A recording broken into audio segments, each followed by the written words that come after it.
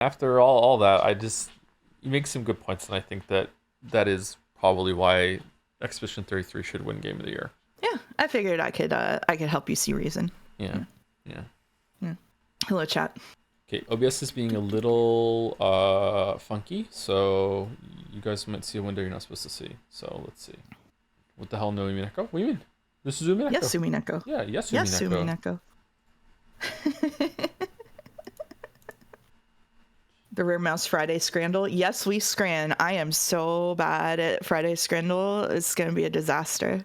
It's going to be a disaster. Today's Scrandle contains a lie we should discuss later. What does that mean? Ominous. Forgot to change the game before going live, pointed the streamer. Oh, it's still Expedition 33. Oh, I'm sorry. Hello, Pichetto. Hi, Joe. Hi, Mouse. Hi, Jelly. Hey, Jelly. What's going on? Okay, can I do this without... Oh, I forgot to tell you about something. I'll tell you about it later. So I was looking through the thing that I use to help time out the episode stuff and do voice assignments and things. And I was looking at the end of the episode for Umineko, and all I did, I wasn't even reading actively. All I did was scroll to the end and get a glimpse of the closing lines of Umineko, and I started crying. Oh. So you in chat should be apprised that today and tomorrow, probably mostly tomorrow, I might need a minute. So okay. Yeah. I'm sure lots of people in chat are gonna be feeling that way too. Yeah. Not me though. I'm a heart rush fuck, but people in people. Oh, really? We'll see. Really? Yeah. Huh. Are you gonna say that if I don't cry, there must be something wrong with me? I need to reevaluate my life. No, I'm gonna say that if you don't react to the Expedition 33 endings the way that I think you should, then it's a moral failure and you're a bad person. Yeah, that's true. Yeah, that's true. Yeah. Am I streaming to you? Did I do that? Nope. You did not do that. All right, there we go. What if that's the bandle now, and people are gonna be like, fucking cheated? Pre-played. Yeah, pre-played. Yeah. Okay, Gamedle. Final Fantasy 15. I don't know why I think it's Final Fantasy 15. Where's that one? X5. No. Then is that a gun? Gun lance? Gun lance? It's Monster Hunter. It's probably Monster Hunter. The new one? Wilds? Which? Yeah. Ooh, it was Wilds. Okay. There he goes. All right. Artwork. Mario Kart? It's got sand in it. I'm so bad at these. I just don't even try. I'm just here to have a good time. Really? It does look like a racing game. Oh, it's like a mini track next to grass. What's is it Micro Machines? Micro Machines. Hot People Wheels? try saying Hot Wheels. Is Micro Machines even a thing? No, it's not that. It must be Hot Wheels then. It has to be Hot Wheels. Look at that loop. I built that shit when I was a kid. Unleashed. Oh. I think my favorite toys when I was a kid were Kinects. Did you have Kinects? No. It was like Legos but you can build simple machines out of them and use like rubber bands to make them do things. It was pretty cool. Mm-hmm. They're pretty cool. I never had them. Okay, Vandal 2016. Oh, 2.6 billion views, and it's easy. All right. I'm minimizing chat. Can we hear it? Yes, we scran.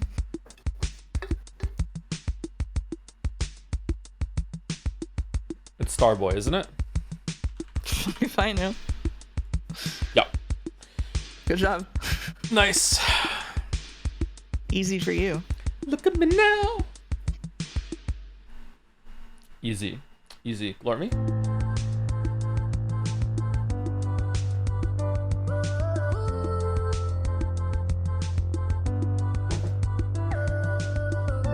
We need our own bandle, which is where we guess the game by a banned message. That's actually really good. That's a really good idea. Bandle. That would be good. Shit. That would be good. Shit. All right, Jodel. How are you guys not getting this? Last of frustration. How are you guys not getting this? X thinks he killed 2 people. This is Persona 5. Yeah, I am not The gonna laughs and frustration. I am not gonna play this one because Why? because it's spoilers. Oh, okay. It's spoilers for Persona 5. Yeah. Okay, Otherwise, I would play it. I know exactly where this is. Right. Okay. I'm gonna show the clip. Joker is gonna be walking around with a hood up around Yushibana. No, that's from Sekimea. The Shibuya station. He's gonna be just running around there. Here we go. Joker. No, Yushibana. it's the end of the first one. Okay. Fine. How are Shiraya. you guys not getting this? How are you guys not getting this? Man, it's been how long? Akechi thinks he killed How 2 long? people. 7 years ago. 7 years It ago. doesn't matter what the cops think. It doesn't matter about any of that. And it's still just exactly what it was yesterday. Okay. Steam Duel. Why do so many killers have their toes out? 500 hours. This is Dead by Daylight? Yeah. It's gotta be. Yeah. Yeah.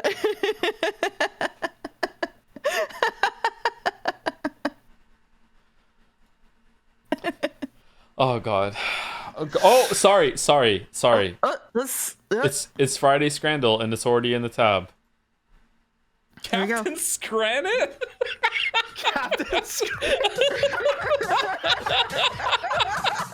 Incorporating all 5 elements of this grand food tree: the mushy peas, fries, gravy, hot dogs, that weird onion bread that keeps popping up every single time. I am Tub of Insects. Captain Scranit rates a euro. Food constitution down to 0. Streaming hours magnified. And he's biting on the unburnt side.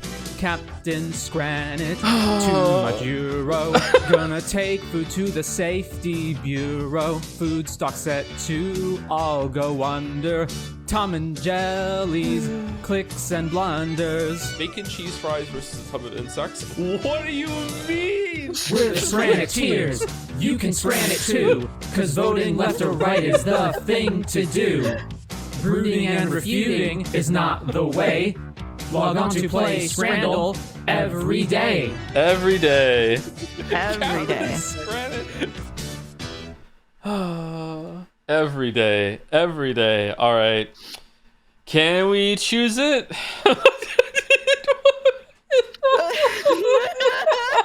No, we scream. It's back.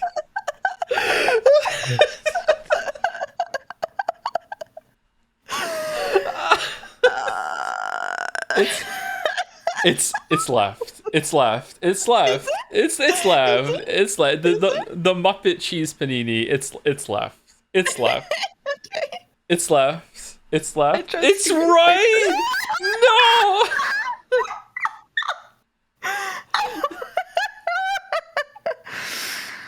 Oh, is it right?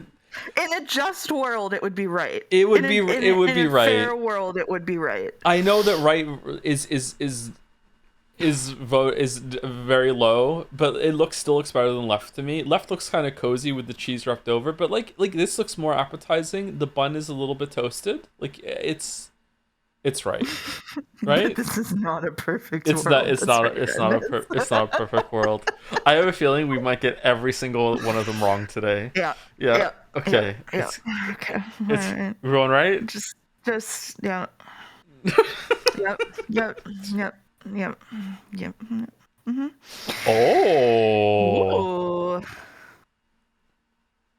Okay, so even though the picture on the right is better, I have eaten quite a few poutines in my time. Left is the superior poutine here. Like, easily the left one. However, right might look better to a lot of people that have never had them. I mean, you can't even see the fries on the left. Mm-hmm. It's just cheese. Yeah.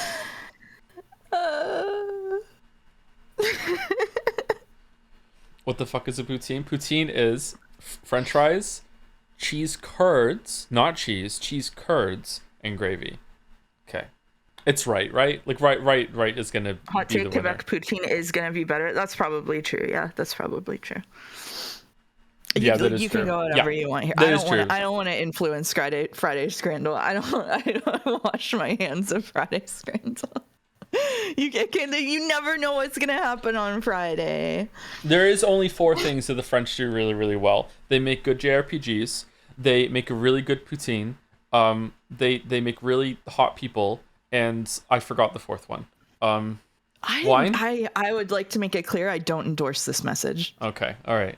Is it less than 4? Less than 4? Okay. Okay, I feel I'm gonna be mad if this is wrong because like left is superior. Yep. Okay, let's go right. Okay. Let's go right. All right. Yep. Wow. Okay, There it you is go. right. Yeah, It is there right. you We got one right. Okay. Wait a minute. This isn't metaphor. Left. That right just looks nasty, man. Yeah. Like Left. Yeah. Left. We agree. it's yeah. I hope. Yeah. Yeah. Okay. All right. Okay. There is some justice in this world. They also made ratatouille. No, they didn't. Wow. Right. Double kiwi and sausage pizza. Right looks infected. It's pooling into itself. Ugh. Ugh. Ugh. Yeah, I think that left looks better. Left is Generally marginally better. Yeah. Speaking. Yeah. Yeah. Yeah. Really? Oh, come on. Potato tornado versus long fries with cheese. Long fries. French fries the long way. Long fries. Long.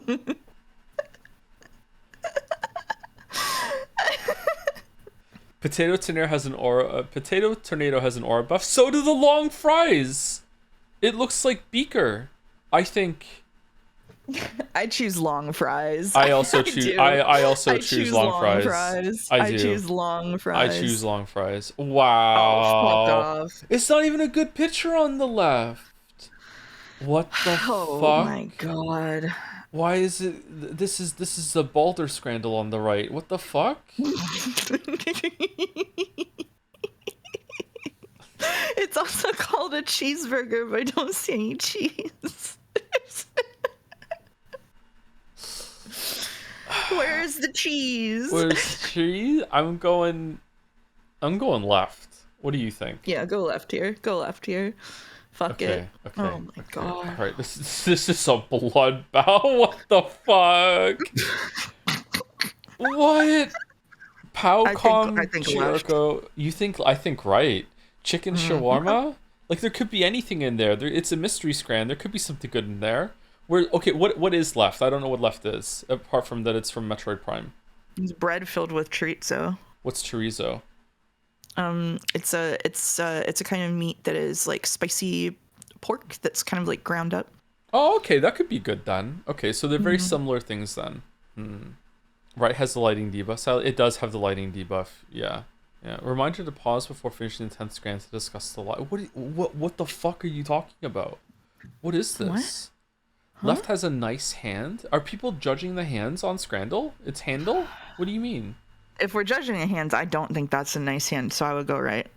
Okay, I don't think we're judging. I'm judging the hands. I'm going. Judging the hand. The color scheme of the field is making me think of Subway for some reason. I think I'm going. I'll go left. I'm going with what you thought. Okay. I'm going with what you thought. Oh, Okay? no, All right. but Host is going with the guest suggestion. but I don't know if it's left. I think it might be right. I don't know. It's left. Okay, fine. All right. Well, there you go. No, really, left again, Wow. right? Left. Who puts ketchup on fucking bread? What are you doing? Mouse did. I told him to go right. Yeah, just go left. Just go left. Just go left. It's Okay. left. It's just left. nothing What? How is nothing right has meaning. 80? Who puts ketchup on pizza? This is the same. This is the same picture. This This is the Well- same picture? or the It's this. Wait, is it not the same picture? Is it? the years are different. I don't believe you. It's not the same. I feel like this is impossible to recreate to the level that they even got like the cook marks on the tortilla, the crinkle But of the paper. The position of the thing is different though. It's zoomed in on the right. Yeah, but that's the only thing that's different, right? Oh, Because look, it's the same here. It's the same here. All right. they even have the same crease on their hands. Yeah, where this it's is Sophie and Emma. Yeah, so it's like. I agree with you, and I'm still falling for the bait. Left has better left does have better composition. I feel like Left does have better composition. yeah. I refuse to explain, but right gives me more Baldur Scrandal vibes, whereas left is You know like what? You're right. Yeah. yeah. It's left. It's left. It's left. It's gotta be. It's right. 3 out of 10. What was the lie that there was different year? How does this happen? It is a bloodbath. Holy shit. Economy got crashed by mouse. I didn't even do anything. What do you mean crashed by mouse? The 0 to 4 is the winner. Even if it had been if I went with the tortilla, it still would have been, or the burrito, it still would have been a 4. This scram was crazy. Is Merrick here? I want my emotional support, Merrick. Captain Scranit, it's a 0. Maybe he took the pictures on New Year's Eve.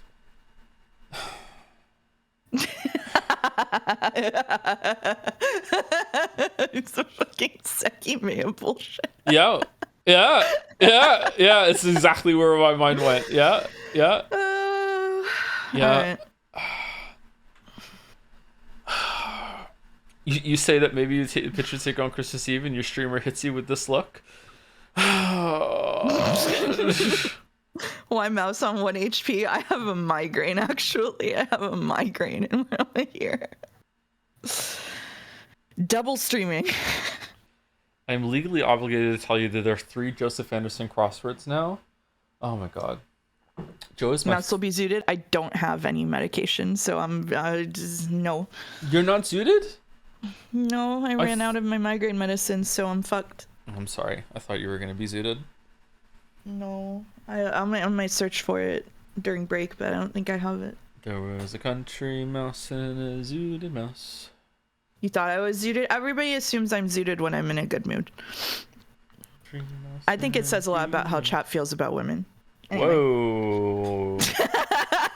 Whoa.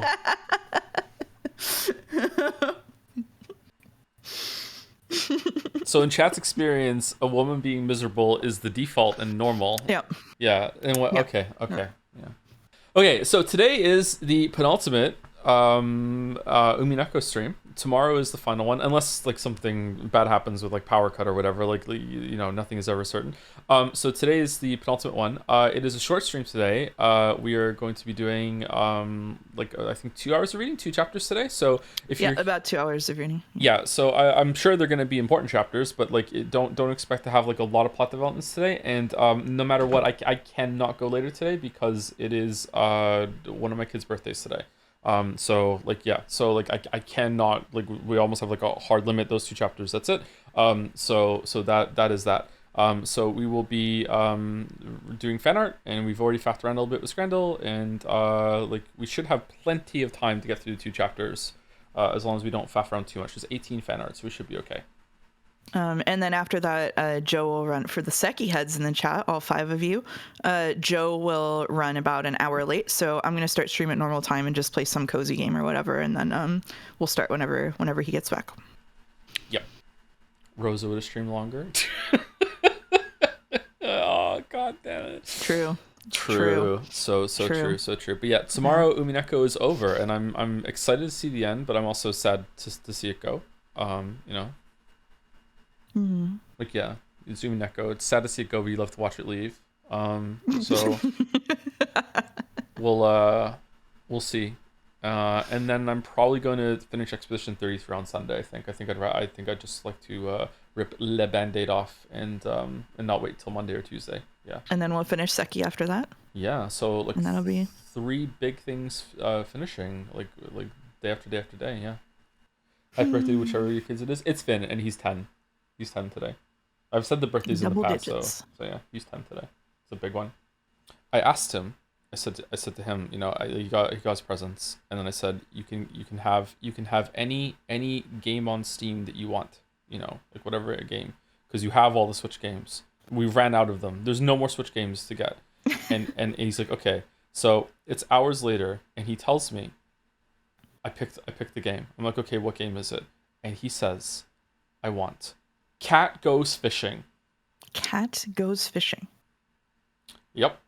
So I said, okay, I'll get you Cat Goes Fishing, and you can have another game too, because, yeah, this is like it's like a browser game. Cat Goes Fishing. You gotta introduce him to Evolve Idol. He's played it. He doesn't like it. He doesn't like it. Yeah, he did have a cookie clicker thing though. Yeah, just that it wasn't a real game. Yeah, damn, this literally is a Flash game, huh? Yeah, it is. Yeah, Cat Goes Fishing. How does he even know about this game? I don't know. Okay, sorry about that. That was significantly less than 2 minutes. All right, well. Why are you lying to chat, streamer? Because chat lies to me, and I'm just perpetuating the generational trauma along with the themes of Umineko. Anyway, thank you to Scrimbum. I think have we not had fan art from Scrimbum before? I feel like I've said this name. Maybe it was a sub or some bits or something, or just read maybe a similar name. I'm not sure. Tried drawing Jodler in the OG Umineko style for the last ever Umi stream. Sad to see it go, but those past 8 or so months have been a blast. Kirby face. Happy last Umineko Saturday from the guy who has been trying to count all the Sumaris on streams. Oh, that's how we know the name. Oh. Maybe that's where. Okay. Streamer adding context. It is actually Friday. It's not Saturday. Just in case this is confusing some people that talk to ChatGPT too much. It is Friday today, and we are doing fan art today. So we have clear schedule tomorrow. I don't even know if we're doing the dolls tomorrow. To be honest with you, I don't think we're doing the dolls. I think tomorrow is time just, for them, but pure, it's up to you. Pure Umineko, unless we are ahead of schedule. Yeah, we'll have time to discuss afterward, and the community has prepared a gift for both Joe and Stream Chat. So. A gift. A gift? A gift. Anyway, Full has prepared a gift. Really love this Scrimbum. This is one of my favorite Jodlers. I really like the leery, like dead angle mood on Jodler here. It's really good. It's really cool. Thank you very much. By Crystal. 1 of 4. Oh, are these the last emo edits? Umi7, sorry for the tons of art. Congratulations on reaching the golden land. Treasures awaiting you. The treasure being the last of my emo edits, plus emo drawing. An original? Thank you for enjoying my emo edits. I saved the best for last. Huh. Burn, unsurprisingly, not that much different. Yeah, kind of just almost identical, right? Yeah, she's always had kind of Wednesday vibes, right? She always has the vibes, yeah. Mm-hmm. Lambda Delta and Featherine really different, very very different. Would Lambda still call herself like cute and pop here or whatever, or no? It would be different. I think so. Yeah, I think so. Yeah. Featherine can step on me. Thank you, Shonover. Thank you very much for your contribution in chat. Thank you. Okay. I have a question about what that chatter just said. What chatter? The step on me chatter. I didn't. I thought you were just saying that. I didn't know a chatter said it. Sorry. Oh, no, what? I didn't say that. Why would I say that? Okay, I have a question. That's what I was wondering. I have a question about being stepped on, but I'm afraid that if the answer is one of the things I'm thinking of, that it will be a bad question to ask. But now I have to ask it. When someone says, "I wish you would step on me," like, is it like they're laying down and they're being stepped on like anywhere, or is it like they want to be stepped on in a specific part? A little bit of both, but probably more the latter. Okay. Did you know that at Japanese massage places you can get a massage where they walk on you? I didn't know that. No, I didn't know that. They actually just like hop onto your back and walk on you, and that's how they massage you. I have gotten it done once, and it was actually very relaxing. Was it really? Yeah. I took my mom when she came to visit me when I lived in LA, because there's a lot of like really cool like Japanese places, and I did not warn her that that's how massages work there, because I thought it would be funny. And she was very surprised when they jumped on her back.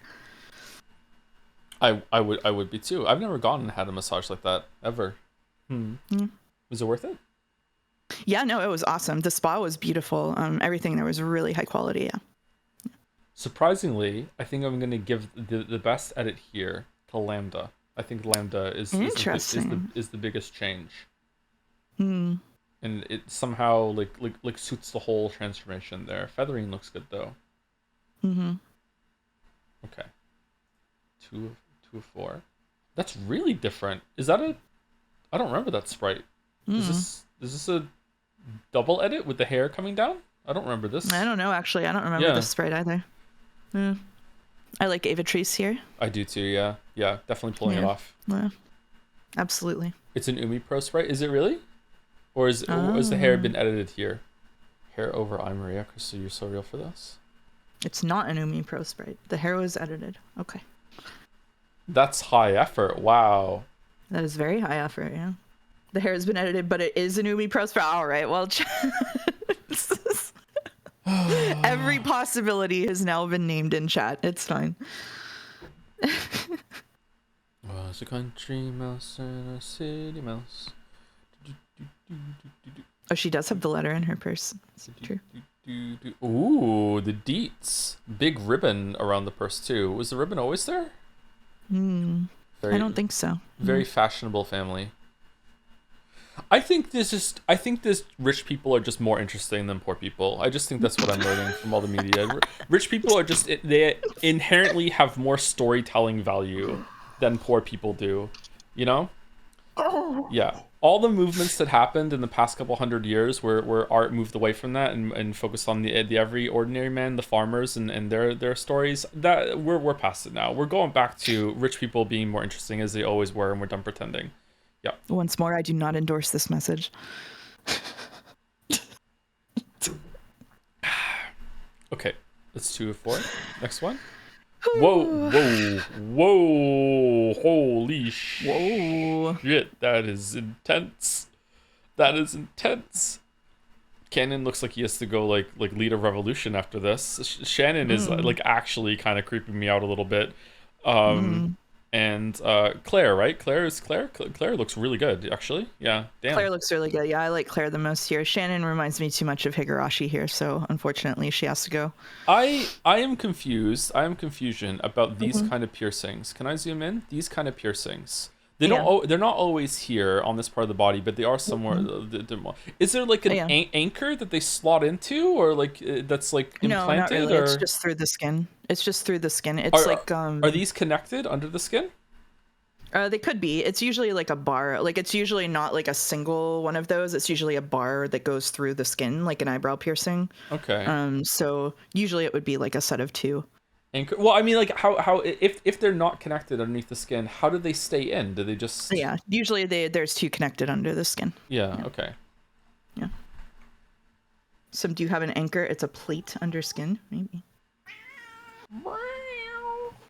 Hi, Casey. He's so excited to be here. They super glued it. How do those is it to do blood sugar with diabetes? Like some people have those things that are stuck to their arms, and it's like does that have some sort of anchor mechanism to it too, or is that just like a needle that is just embedded? I mean, does it like spread out a little bit? Those look a little painful actually, or awkward. No one knows. Finally, I asked a question that chat does not know the answer to. Finally. Mouse, how does the cat get along with the chinchillas? Are they friends? The chinchillas are obsessed with my cat, and he is terrified of them. So whenever they're out in their little, they have like a little playpen, they will run up to the edge and like grab at him with their tiny hands, and he gets really mad and runs away and won't come in the room until they go back. I'm giving this one like to Claire, like Claire, Claire, just like Claire Obscura, 10 out of 10, and then Canon. And then Shannon. Sorry, Shannon is just scaring me too much. Yeah. Yeah. She's too Reina Higurashi here. Yeah. I can't traffic with it. In fact, I would give it to Claire the best one so far of all the ones that we've seen. Yeah, I really like Claire here. Yeah, this is really good. I like this a lot. Yeah. Yeah. And then the last one, 4-4. The emo trio. Who took a bite out of the ear? Wasn't me. This is like scarily not far off what I looked like when I was 17. Yeah, same. This also just reminds me of being in VR chat. This is pretty close, actually. Yeah, this is for me. My hair was black and purple when I was 17, so this gets the color wrong, but not the spirit of it. I also did actually do my hair like this, like I straightened it and then flicked it out at the ends because I thought it was really cool.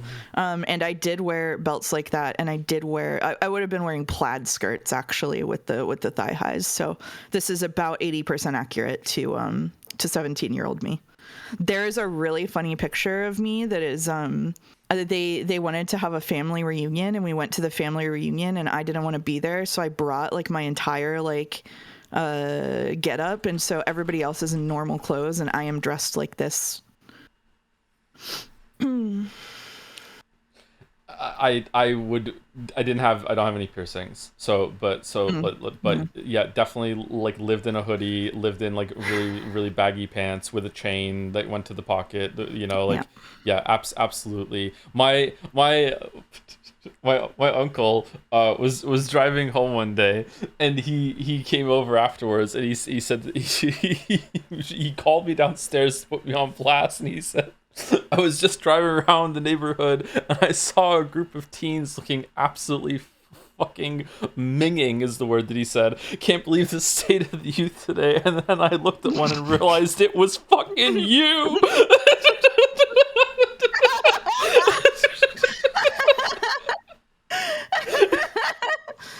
Joe looks like the bad boy in a romance manga. Yeah, he does. Yeah. What how the uncle's doing? He was a fucking asshole, but yeah, he had some funny moments sometimes. Thank you, Crystal. Thank you. Yep, this is good. You know what? It's going out with a bang for sure. I give the best one to Mouse here. I like the skull, the shirt. The skull, yeah, the ribs on the shirt are really good. Bone shirt, sorry, not skull. Yeah. Jelly looks ready to commit a murder, huh? Why is this reminding me of something? This is reminding me of. Is it Danganronpa? It's not Danganronpa. What is it reminding me of? Something. Neon white. It is neon white. I think it is reminding you of neon white. Yeah, it is neon white. Thank you. Jelly looks like a guy. Jelly here looks like a guy I knew in high school who was obsessed with the Joker. Like the jacket is really giving Joker pilled. For sure. It is Joker's jacket. Yeah. Yeah. Would it be possible for Joker to fight Iron Man? What do you mean I knew so many guys in high school? I was like in I played soccer, and I was in band, and I was also in theater. I was a theater kid, so I knew all of the guys from those 3 areas. Sorry. Bless you. Masterful dodge there on the Marvel question. Lurf. More is this the Scrandle bit again? The evolution of the Lambda Delta henna. Oh, no, it is different. Since you were curious about how henna works, I thought I'd explain. Essentially, henna is a paste made from a plant which dyes hair and skin a reddish orange-brown color. It's piped onto the skin like someone might pipe icing onto cake. Once it dries up and flakes off the skin, it leaves behind a stain that resembles a tattoo that lasts anywhere from 1 to 3 weeks. I also figured out a secret hack to do shading by using a watercolor brush. Anyway, Lambda Delta best girl. Everyone better clap and cheer for her when she's on screen, or I'll blow up stream chat. The Yay, threat. Yippee, Lambda, yay! Hooray! This looks awesome.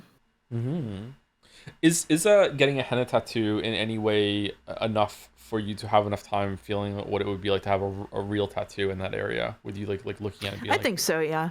I think it's a really good way to get used to like looking down and seeing it and that kind of thing, for sure. Because I really want to get a tattoo, but I don't know, like it's permanent. I get, you could get it removed, but like it's an ordeal at that point. Yeah. My attitude toward tattoos and tattoos being permanent is that, like, the world is tattooing your body constantly, permanently anyway. Like, as we move through the world, like, we get scars and, you know, stretch marks and all these signs of aging. And so tattoos give you an agency over, like, the history that is written on your body. So even though I have tattoos that I actually don't like very much anymore, it's like a part of my history. So Yeah, that's a good way of looking at it. But Jess said, "You want to know how I got these scars?" I just don't know how I would feel right now if I was permanently scarred with a World of Warcraft tattoo. You know what I mean? Like, oh yeah, that was really important to me. But then later on, yeah. Yeah, for me, all of my tattoos are related to the piece of media that was most important to me at that point in my life. So, for example, I have a tattoo that unfortunately is a reference to like a Neil Gaiman book, which kind of sucks now, but it was like influential toward getting me to go for an English degree. So I don't really regret it or anything. Luckily, you know, if it was like his name tattooed on me, I think I would feel a lot worse about it. But it's just kind of an abstract reference. So, you know, it's like, it's there. It being abstracted is good. Yeah, I think the next tattoo I will get is an Umineko tattoo, actually, but it'll probably be something pretty abstract, like the golden butterflies or something. Not the one wing. Not the one wing. Not the one. Not the one wing. Thank you, Laura. Jelly? Ooh. Jelly? What do you think, everyone? Kermit George? Umi 5 character spoilers. The Musketeers and their iconic vocal stims catchphrases had to include Greg's Kermit George, because after all, there's only one more sleep till Umi full. Ooh, it is. Oh, I'm never going in there. However, on a more serious note, Joe and Mouse, I truly cannot thank you both enough for allowing me to be a part of this beautiful, chaotic, terrible, wonderful, undeniably magical experience. Undenying magic? And it has been my sincere honor and pleasure to be a part of this stream series and to be part of this community for the past 5 years, and I will never be able to express enough gratitude and to properly convey just how much you have all done for me. It may just be reading an anime visual novel, but these past 6 months have been an absolutely unforgettable time for me. I don't know exactly what the future holds for us all, but what I do know is that I will look back upon these days with a warm, overwhelming fondness for a long, long time. That is so sweet, Jelly. In other words, Sumari, thank you for allowing me to make these happy memories, and thank you all. Yes, even chat, Umiful, and all of the goats for sharing in their creation with me. Thank you so much, Jelly. Thank you, Jelly. This is very sweet. Ryu. What I'm learning from these polls is that everybody fucking loves Jelly. And you're in luck, Jelly streams too. Go watch Jelly. It's going to be so awkward when Joe hates the finale. When Joe hates the finale tomorrow, we have extra padding time so that he and I can get into like a nasty insult exchange fight on stream for everybody to listen to. We're going to be flinging personal barbs. Chat would unironically love that. You would be their champion, their avatar. Yeah. Like it would just be like oh my god, and after like when it's half an hour into it, they'd be like, now do Persona 5 now let him have it about that. Now let him have it about sprinklers. Now let him have Expedition 33 too. Yeah. That let him have about they would love that. Boulder says reload the fanart. They would love that. Okay, I'll reload the fanart in just a second. Thank you to Psyok for the resub too. Yes, we scran. Yes, we scran. No, we scrant, actually. I eat random berries for the resub. Yes, we scran. How you doing for the resub? Experts still unsure if Umineko is better than Sekimea. That's the mouse of my streams. Oh, it's more Sekimea today. Oh. It is, yeah. I'm sorry to be a whiner, but last Sekimea stream was my least favorite Sekimea stream. Mine too. It's okay. Oh man. We're almost done. The worst part about it is that I know I don't understand it, so I can't even criticize it. And do you know what that does to me? It's don't understand the other things either, but you still criticize it. It's so funny because Joe can't understand it, so he can't criticize it, so it frustrates him, whereas I can't understand it, so I'm like the meditating woman emoji where I'm like, doesn't matter, I simply don't care anymore. I simply don't care. I'm reading the lines and I'm not parsing them, and I'm so fine with it. It no longer bothers me. I don't care. Liberate yourself. Liberate. Become zooted. Are you positive on it overall though? Like the whole thing, yeah, because it's had some really cool moments and I like it. And I appreciate the setup and the work that went into making it like a very long, tough puzzle. But yeah, I was pretty miserable with the content that we were doing last stream. I wasn't miserable with the stream itself, like it's always a good time, but like the content itself was making me kind of miserable. Mario the Mayo says, imagine getting checked out after 20 hours and you still got to read it. I'm checked out after 80 hours and I still have to read it. 20 hours? What are these baby numbers? Yeah, 20 numbers? 20 hours? 20 hours was just Shiroya City. What are you talking about? It was just one part of it was 20 hours. We're on stream 18 of the Sekimea. Anyway. I don't remember who first gave Mouse the big ear piercing, but I love how it looks on my design, so thanks for the artist for creating Peak. That was either Tep or Oko. The big barbell Combination there. of the two. Yeah, the big barbell. Oni fam for the resub 2. Hi Joe, I'm still catching up on one. Oh, it's on the Umi VODs. I'm close behind, but still want to sub and thank you for doing this playthrough. Oh, you're very welcome. I'm surprised we got to the end. You have to understand that like before I even did the Leap Day stream, like I would see like people in Jads, like Kusoro was like, I remember Kusoro is when because I really value Kusoro's opinion for some reason, is that like he to be sincere, like Kusoro is consistently pretty smart, really fair, argues in good faith, and has read a lot of books and has a wide experience with a lot of media. Kusoro rocks. Yeah, Kusoro is really good. And I remember Kusoro being in Jads and saying that he was reading Umineko and he really likes it, and he was like, it's devastating that it's good. I'm like, are you fucking kidding? And he was like, no. And then but then he said, I have to go back to it, and the way he described it was like putting in another shift at work. Like the way he just like it is, I don't know, like, what do you mean? He's like, oh well, I'm like like fucking like 3 months into this thing and I need to go back and do some more or whatever. It might not have been 3 months, like who knows, but like, it just sounded like such an ordeal to go through this thing. So to be at the end of it is odd. It's an odd feeling. Yeah. Let me refresh the page.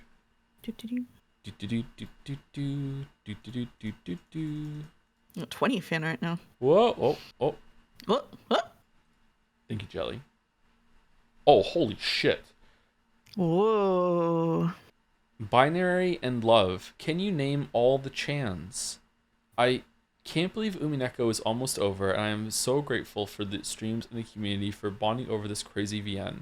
I have enjoyed countless hours of theorizing, chanification, and scrandals with friends, and this piece is a celebration of that. Attributions in image 2. Like, of all the Chans? Okay, so this is Tub of Insects Chan. Yeah. Is that just not Joms, is it? What's that? That looks like Sakutaro. That was it got like a one-time fan art of Sakutaro, I think. We know Nanjo, and red and blue Truth Chan's below him.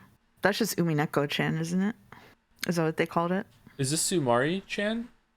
That's Shokun.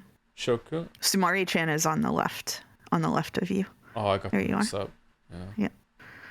Is it just Piss Chan? Is it just Piss Chan? It's Golden Truth Chan. It's Golden Truth Chan. Golden Truth Chan. All right. And I believe that is Chessboard Chan. Chessboard Chan. Yeah.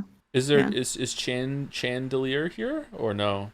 Hiding somewhere? I don't see Chandelier. What are these on Joler's fingertips? Claws? No, it's Chandelier. Oh, this is Chandelier. It's not Golden Truth Chan. That is Chandelier. Okay. All right, that is Chandelier. My bad. Okay. Bandages for cooking too much.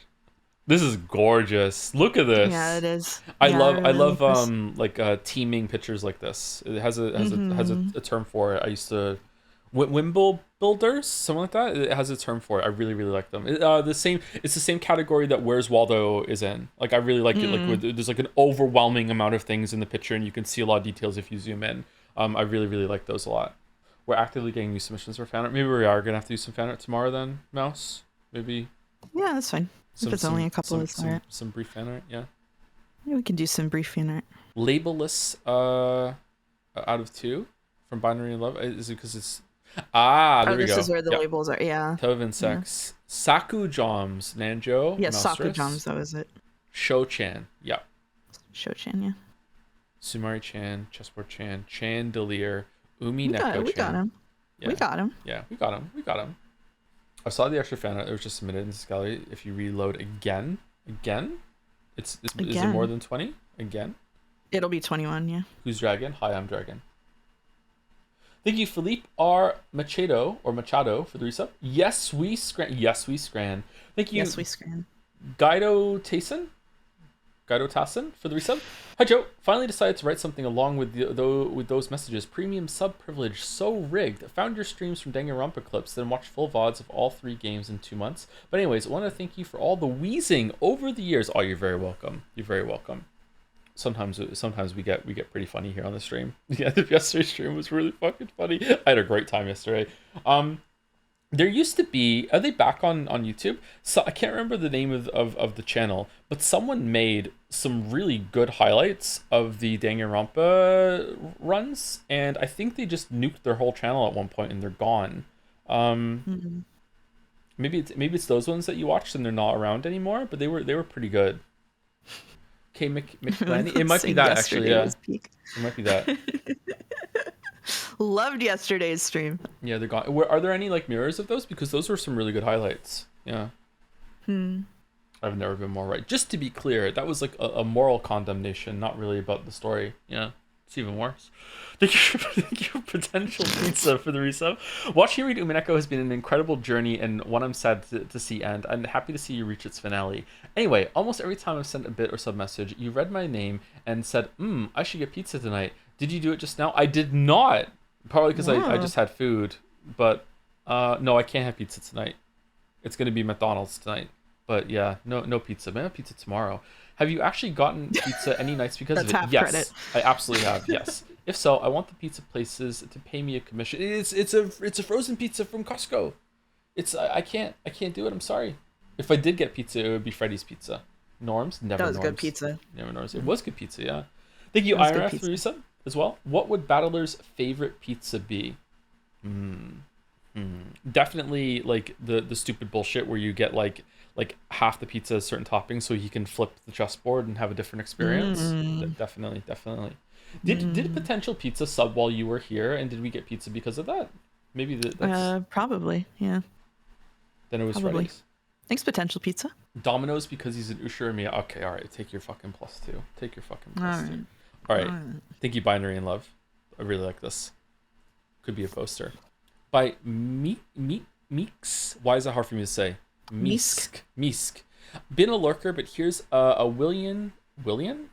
Oh, Will that's Lion. the ship name. Okay. I've been working on for Umineko finale weekend. Really glad Joe decided to read Umi because I got to experience a really cool story I wouldn't have otherwise.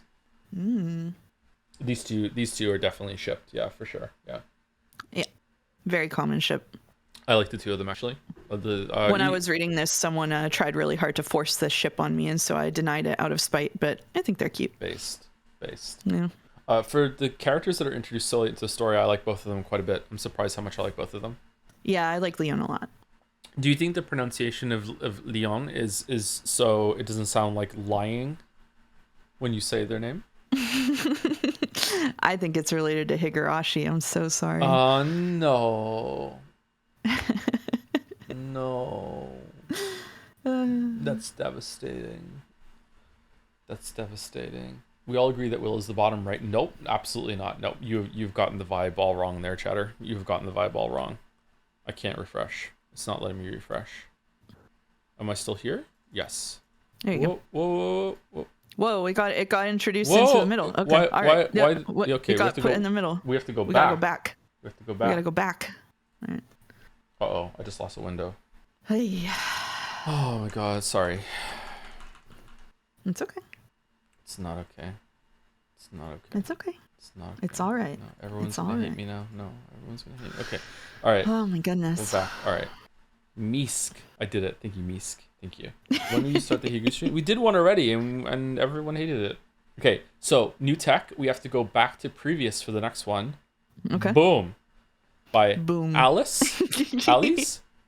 Whoops, late fan art. I forgot to submit from the episode 7 stream. So excited to see the end after following along the whole time. Peak streams. First they tear me into little bits, then they make me read. How is that comparable? Goddamn dyslexia.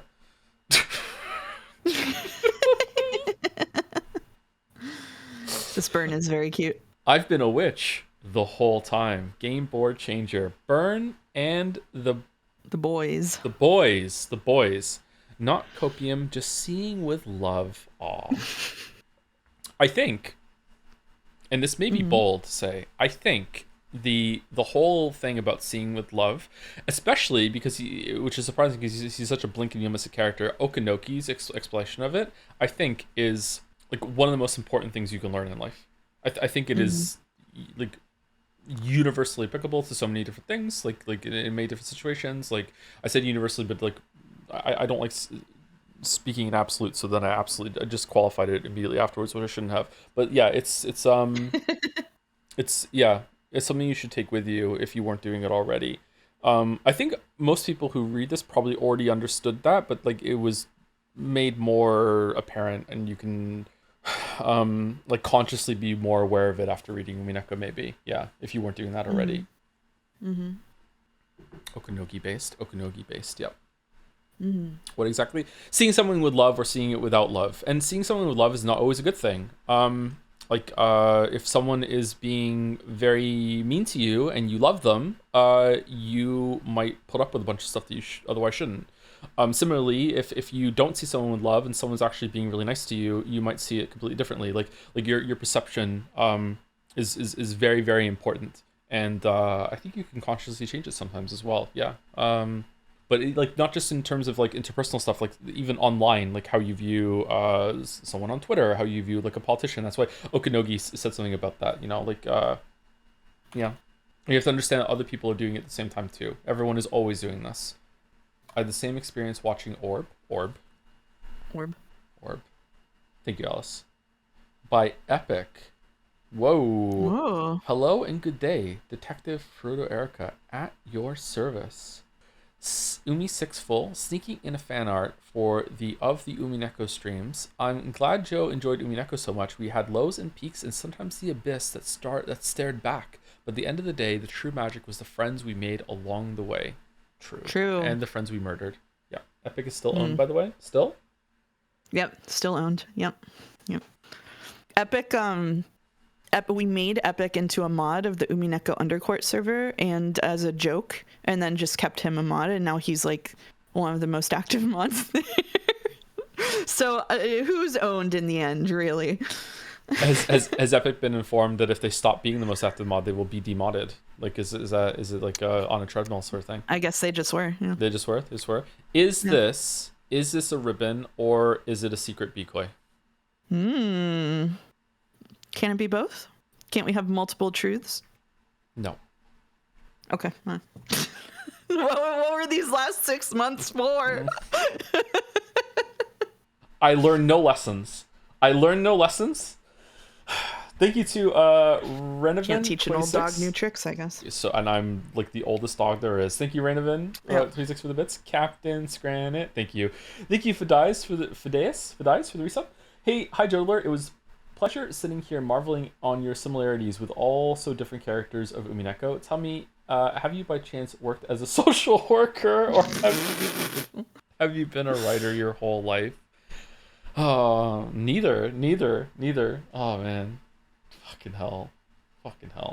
I would be a terrible social worker. Thank you to Skunky Emerson for the resub. Can't wait for today's Umi stream. I hope Swiper the Fox is in it. Oops, I meant Frodo the Erica. Swiper no swipey? Swipe. Wow. Or as Jelly would say, wiper no wipey. August and I having the same thought in chat. Thank you. Frodo Erica. You know, it's really sad when you think about the fact that Erica is basically just a drowned corpse brought into the magic because of the massive speculation. That is a very likely interpretation of what happened. Yeah. Did Jelly say this last stream? Jelly's proposal that because of what we learned about Angie, that maybe Erica didn't fall. She jumped off the boat. That was I don't know if that's right, but that is like, I don't care. It's still interesting enough to think about. Like, yeah, that's really cool. I think they pushed her off the boat because she sucked. Yeah. Mm.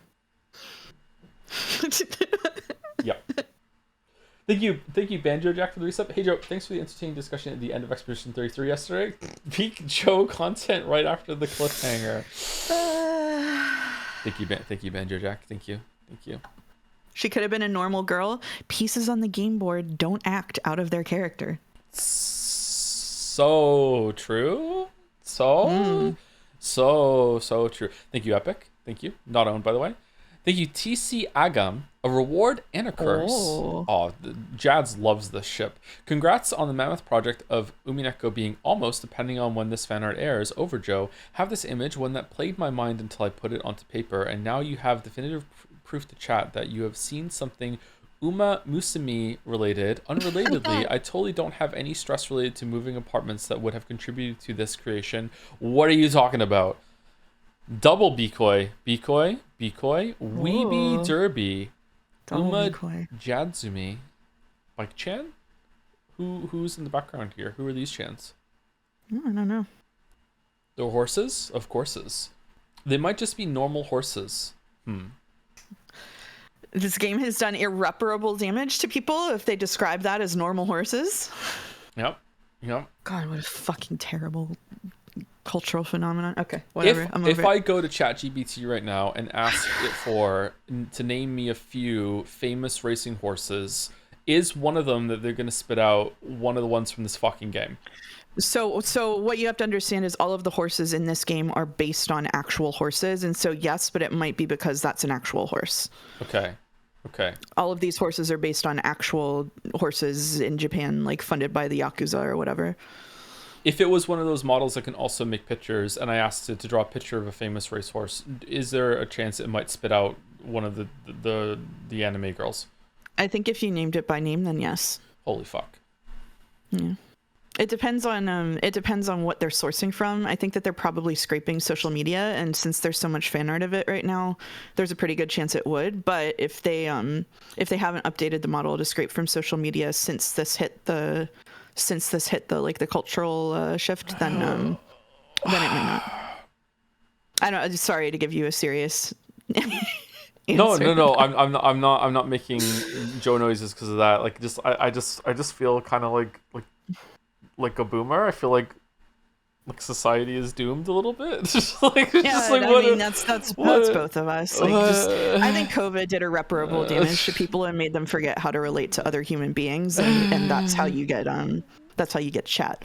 That was one just from Merrick if he watches this one. Oh, okay, all right. Yeah. Right. Merrick loves that I hate chat. Every time I say something mean about chat, Merrick gets really excited. So every time I insult chat, it's just to give Merrick a little burst of dopamine. Blame Merrick. The courting of Merrick has begun. Okay. Thank you, TC Agam. Thank you.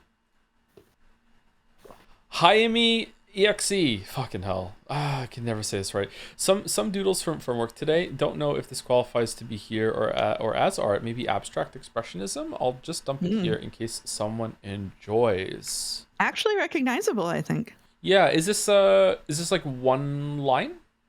Like you started somewhere and then it looks like it. Kind of looks like it. Yeah, that's cool. That must be hard to do. Is Umineko over? Umineko has not yet begun. This is where Umineko truly begins. Yeah. We haven't started reading it today, and when we do, we'll be finishing tomorrow. So, it's going to be a long stream. One line, yes, except for your EXE. Thank you to Frickrix. I don't know how to say that. Frickrix for the resub. Hi, Joe of the present. Currently catching up with the last 8 months of streams with Joe of the past and Persona 3 at the moment. Oh, fucking hell. Looking forward to starting the Umineko journey with you after. Much love. I hope you enjoy Persona 3. I thought the streams were a lot of fun, but they have become controversial, unfortunately. Yeah. I don't think we're going to do the answer, though. I think maybe the ship has sailed on that one. But I don't know. There's always a chance. Feels like came in this one. Yeah, I had fun too. Yeah.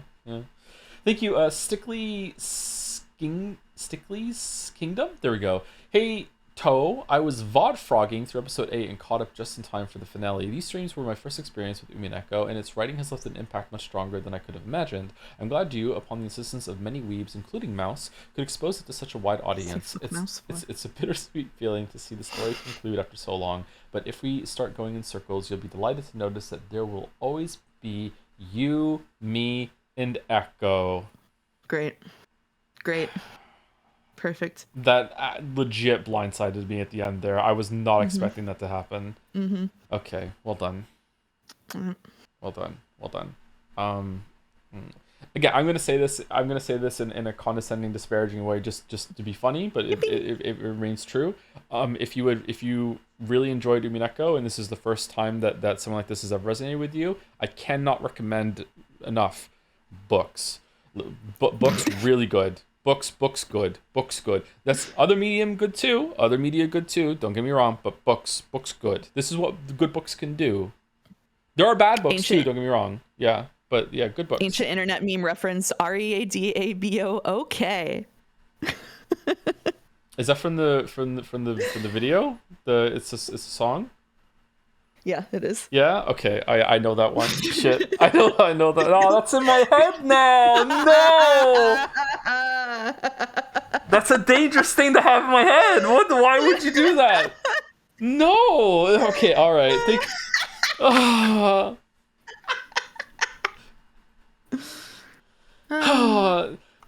you, Jaime. EXE. Gold Star Knight. No, really, random berries from the bush are the ultimate scran. Totally safe too. Trust me, I learned it from Reddit. Who knew the world had such wondrous fruits? Yusuke, no! Another decoy. This is a friendly decoy. Yeah. That Yusuke line will be stuck in my head forever, featuring Wild Scrandle-kun, who isn't dead after all. What a twist. What a twist. What a twist. I love how decrepit Wild Scrandle-kun is. Yeah. With the leaves in the hair. Just... What, giving me the vibes of what's that gif with the witch going down the trapdoor while cackling? Like, is that from Sleeping Beauty? I don't know what Disney movie that's from. That's what's from. I think so. How's he still alive? I killed him as an author. Oh no. Multiple truths can exist. That's what the last fan fiction. Yeah. Fan fiction. This fixes Wild Scrandle-kun story. Next image carries a banger design warning. Huh.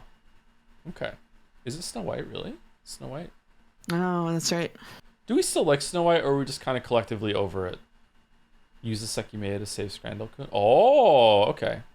What do you mean? I feel like Snow White is one of those classic stories that everyone's just kind of like, meh. I feel like it doesn't come out anymore. Like, people don't talk about Snow White. I don't know. I personally am a big fan of fairy tales and folklore, and Snow White has some deep roots. So I put it up there with like Little Red Riding Hood and East of the Sun and West of the Moon. You know. I like fairy tales too. Yeah. You would love it if it had rich people. True. Let's rewrite Snow White so that she's rich and is generational trauma, all about like the rich funding their beauty treatments or something. There we go. And she doesn't need them. She doesn't need them, so she doesn't need the money, so she can break away because she's yeah. There we go. We did it. It's much more interesting now for the modern age. Done. I thought she was. No, Snow White's just some random peasant girl, isn't she? And that's why the queen is upset. Isn't she a princess? No? Is she? Snow White's not a princess, is she? She is, yeah. Is she? Wait, really? Yeah, she's the king's daughter, and her evil stepmother is mad that she's so hot. Oh, is she really? I thought she was just. I thought like mirror, mirror on the wall, who's the fairest of them all, and then like the mirror just like yeeted itself to find some random woman out in. I think it depends on. I think it depends on the telling. I think that might be true in the original fairy tale or some variant of it. You might be thinking of a different variant. Yeah. Oh, okay. All right. Maybe it's a variant. Let's go with that because that gives me plausible deniability. I wasn't just getting mixed up with Cinderella like chat just said. Okay. All right. Cool. All right. Thank you, Gold Star Knight. She came down in a bubble top. By Fishbone. Mr. Doll's opening act featuring Glorp. Whoa. This has some like Kraus meets like Harry Dubois vibes. Yeah, it does look a bit like Harry Dubois. Yeah. Yeah. He's hitting us with the expression. Whoa. That is the expression. You're right. Oh, he's got a tie too. I'm very proud of it. Haven't drawn consistently in nearly 2 years, so doing this I pulled an all-nighter and grew my drawing calluses back. Ignore the fact I don't have a consistent drawing style. I This can't is tell. better than I could do in my wildest dream. Yeah. I cannot tell. I have no notes. Yeah. Damn. His name is Tequila Sunset. His name is Raphael Ambrosius Cousteau. Thank you, Lemonos. Oh my God, Lemoncito for the resub. Hey Joe, could you please stop streaming for a month so I can catch up with Expedition 33? We're gonna be done. One more stream. I'm gonna bang it out. Even if I have to stream for 12 hours, we're done. One more stream. Thank you. I need to know the ending. Thank you, Tora3Tron for the resub. Happy 7 months. I hear people calling this the end of an era, but I feel Umineko started an era, and I don't think it will stop, but pave a way for a new Joe and streams unlike any before. I'm going on a week break. I wanted to inquire about my last sub message on Kiru's VA anime boy band, and if your thoughts on the song I recommended, Hypnosis Mike's Faces. If you haven't, if you haven't, I heavily recommend checking it live with reactions for Chat Sake. Best of luck today and tomorrow. I'll try my best to tune in live. I don't know how I feel still about like just playing the song on stream and listening to it. I don't know how I feel about that. Is he actually going to Weeper? I think so. Yeah. Can we have a sample? Is there a link? I did not listen to this. I don't. Oh, did I? Maybe I did listen to it, and I was like, I can't hear Kiro in it. Just like a frame of music. Exactly. Just going to Rikenjima. I want to go to Rikenjima. This was a while ago, right, Tora? Are you planning to go on any Umineko podcasts? I don't have any plans at all. Do I look like someone with a plan? I'm the Joker fan now. It was last month, was it? He'll cry too much and need a week to recover. When they cry. At the end of the story, you become the seagull. It's been building this the whole entire time. Thank you, the Knower999 for the resub. Hey Joe, this message is dedicated to Jelly, who wondered about the meaning behind Burn's name. According to legend, in 14th century, a man named Bohemond II fell ill while he was staying around the town of Bernkastel. Nothing was able to cure him. At one point, he started drinking the wine of Bernkastel, and his health gradually started improving. Then he made a full recovery, even though nobody knew exactly what was wrong with him in the first place. In other words, Sumari, a miracle happened. So some guy named Bohemond II was an alcoholic and went into withdrawal when he stumbled into Bernkastel one summer. And it wasn't until he started drinking again that he bounced back. Okay. So you're being such an Erica right now, dude. Yeah, I'm being such an Erica, yeah. What do you think, everyone? Jesus. What do you think, everyone? It's actually the case, by the way, it could be the case that wines then were much more fortified, and so there could have been essential nutrients he was missing that were in the wine that he got. Who's being the Erica now? I'm being a better Erica. No, you're being the Erica that has an answer but views the story with love. Okay. All right. Not owned at all. Oh, there's a second one of this. Second one. Whoa. Okay, that was Bryola's son. Now, my dear Joseph, do you remember this one? Is it Scran, sir? Joeisms. Younger Mr. Dolls and Baby Glorp. Aww. Oh, Fifi's right. I wasn't being an Erica. I was being a Jeremiah. Oh. Thank you, Fifi. This is awesome. Look at Baby Glorp. Mm-hmm. And the little paw. Oh, Baby Glorp, dude. God, fucking Baby Shark. Okay, hold on. Take Baby Glorp home. Okay. I recognize this hot dog. I do not recognize the ghost in the chips. What's this one? Halloween Scran prediction. Oh, Halloween Scrandal is going to go so hard. Oh, man. Do you think they're going to have, like, themed for the whole month, or is it just going to be last week, or just on I think just the last week or something would be cool. Yeah. That's a Persona reference? The costume stores the seasonal ones are already popping up in Moncton. Spirit Halloween. Ghost in the Chips is the version where the major is a fry cook instead of a government assassin. Is this some weeb reference I'm too normie to understand? I don't know.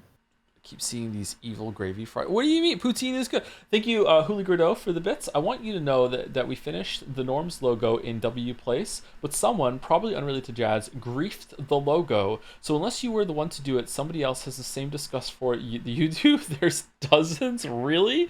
We should check W Place out tomorrow again, maybe, or on the Expedition 33 stream. Yeah, let's take a closer look at that. I think it's cool what the community did. Although it's kind of scaring me a little bit too. Yeah, I've seen a mouse there. Yeah. And thank you All's End for the resub too. Oh, very appropriate. Hi Joe. Thank you all for these wonderful Umi streams. It's been an incredibly funny, entertaining journey this year with you, Mouse, Jelly, Chat, and Umi Full all together. So thank you all for the endless fun and laughs. Super excited for the ending and am ready to get emotional all over again. Get ready, Joe, and all the best. Umineko finale. Let's go. Damn. Let's go. Damn, the hype is building from today to tomorrow. I hope it ends well. It probably does. I can't see it not ending well. Thank you, Henry White, for gifting a sub to Book is Goody. Oh, nice. Book is Goody. Horse Girl conversation. There are multiple anime franchises like this anyway. Fate does this with historical figures. Image searching Nero Claudius returns an anime character. Bungao Stray Dogs does this with authors, i.e. Osamu Sazai? Hopefully I'm saying that right.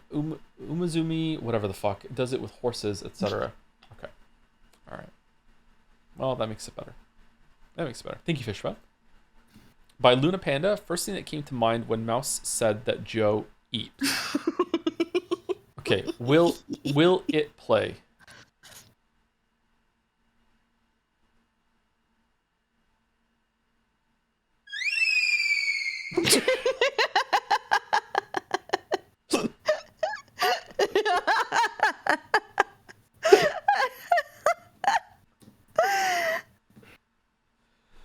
Was it like that?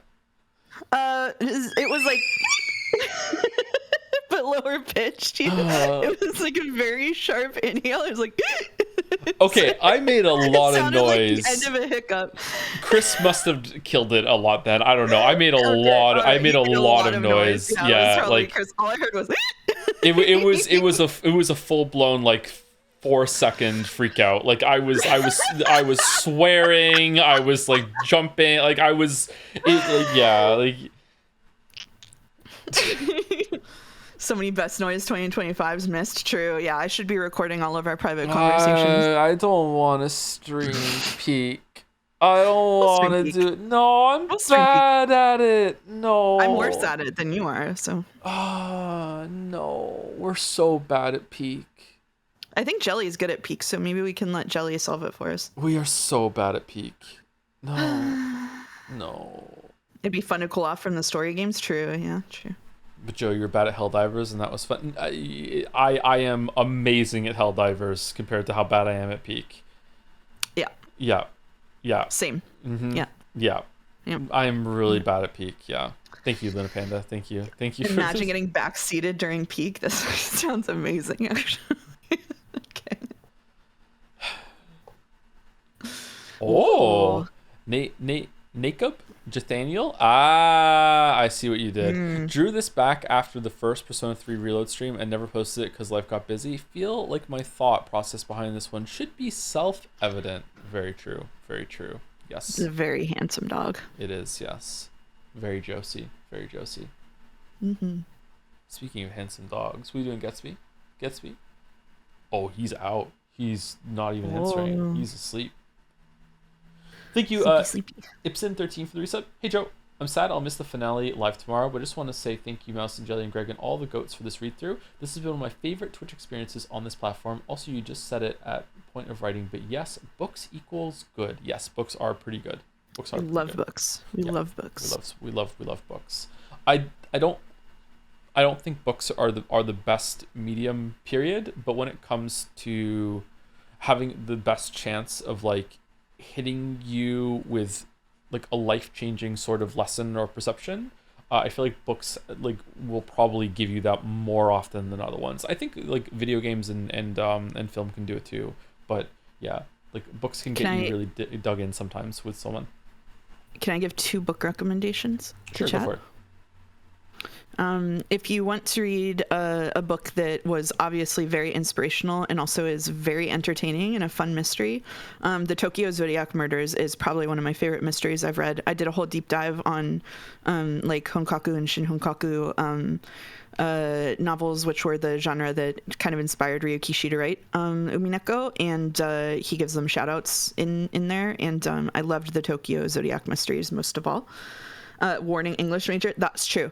I will also now do something that I said I would not do publicly, which is admit to my favorite book. My favorite book is People of Paper by Salvador Plasencia, which is a piece of metafiction that is not very well known, and it is an incredible book. It has beautiful prose and scratches a lot of the itches for metafiction. It's very like literary fiction. So if you're not used to reading, maybe don't dive straight into that. But it's an absolutely beautiful book. So the name of the first book was Tokyo Zodiac Murders. To follow up Mouse's wonderful suggestions, I will give you my basic bitch ass suggestion, which is if you've never really gotten into reading before, my suggestion is always going to be, I guarantee you that one of your favorite movies was based on a book. Go through like your top 10 movies or whatever. Find one of them that's based on a book and read that book. Or pick a movie that you've always wanted to watch that you know that is based off of a book. Read that book first, then watch the movie and like see what you think. Going through that. Jurassic Park is based off of a book, for example. Like yeah, you could do that. Yeah. For the anime lovers in the chat, the book that Howl's Moving Castle is based on is, in my opinion, way better than the anime interpretation and has a couple of books in the series.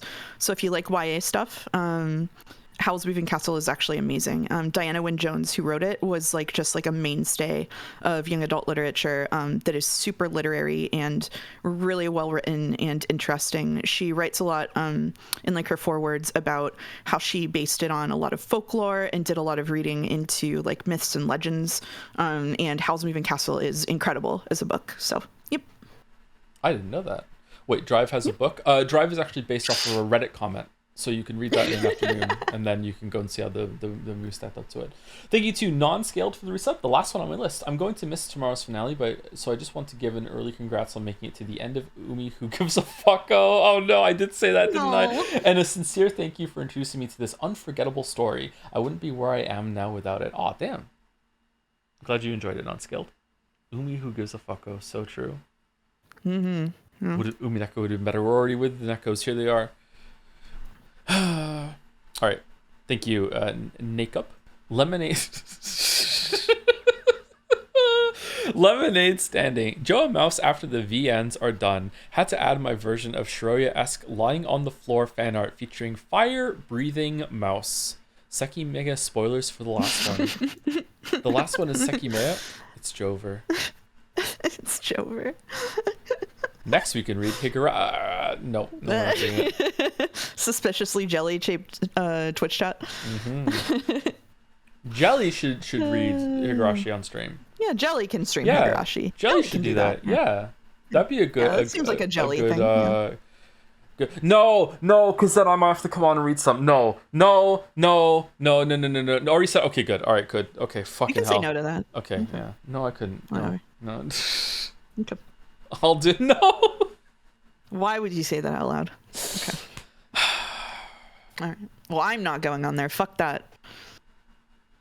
I have boundaries. I almost said a Sekime spoiler.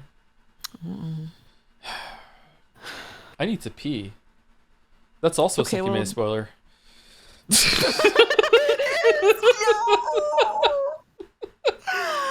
Oh, the piss time. Oh. It is. It is. Okay. Yeah. Okay. It is.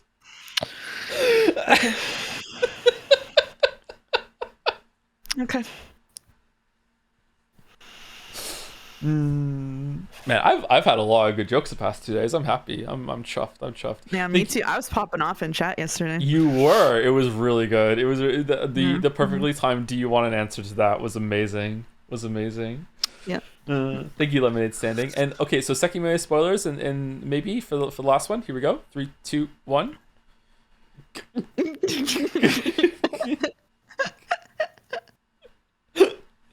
Kate in the world of Kate's imagination. Kate in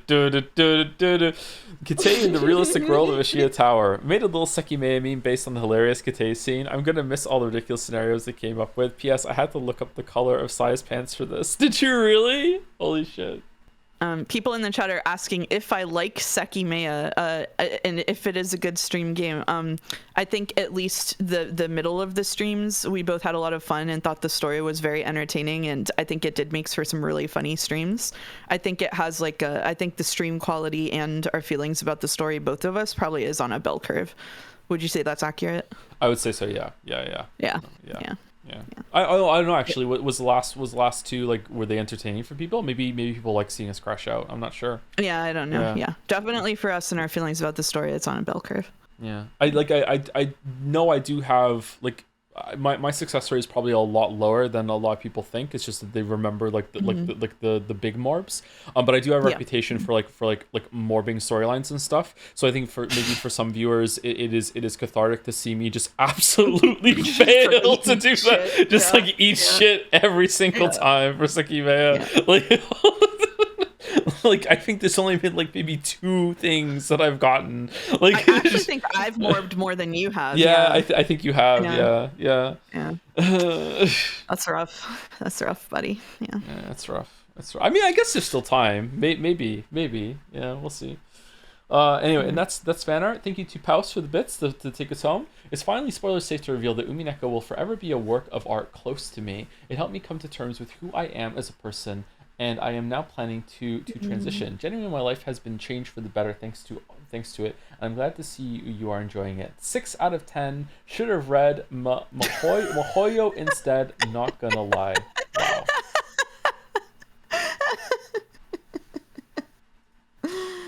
Wow.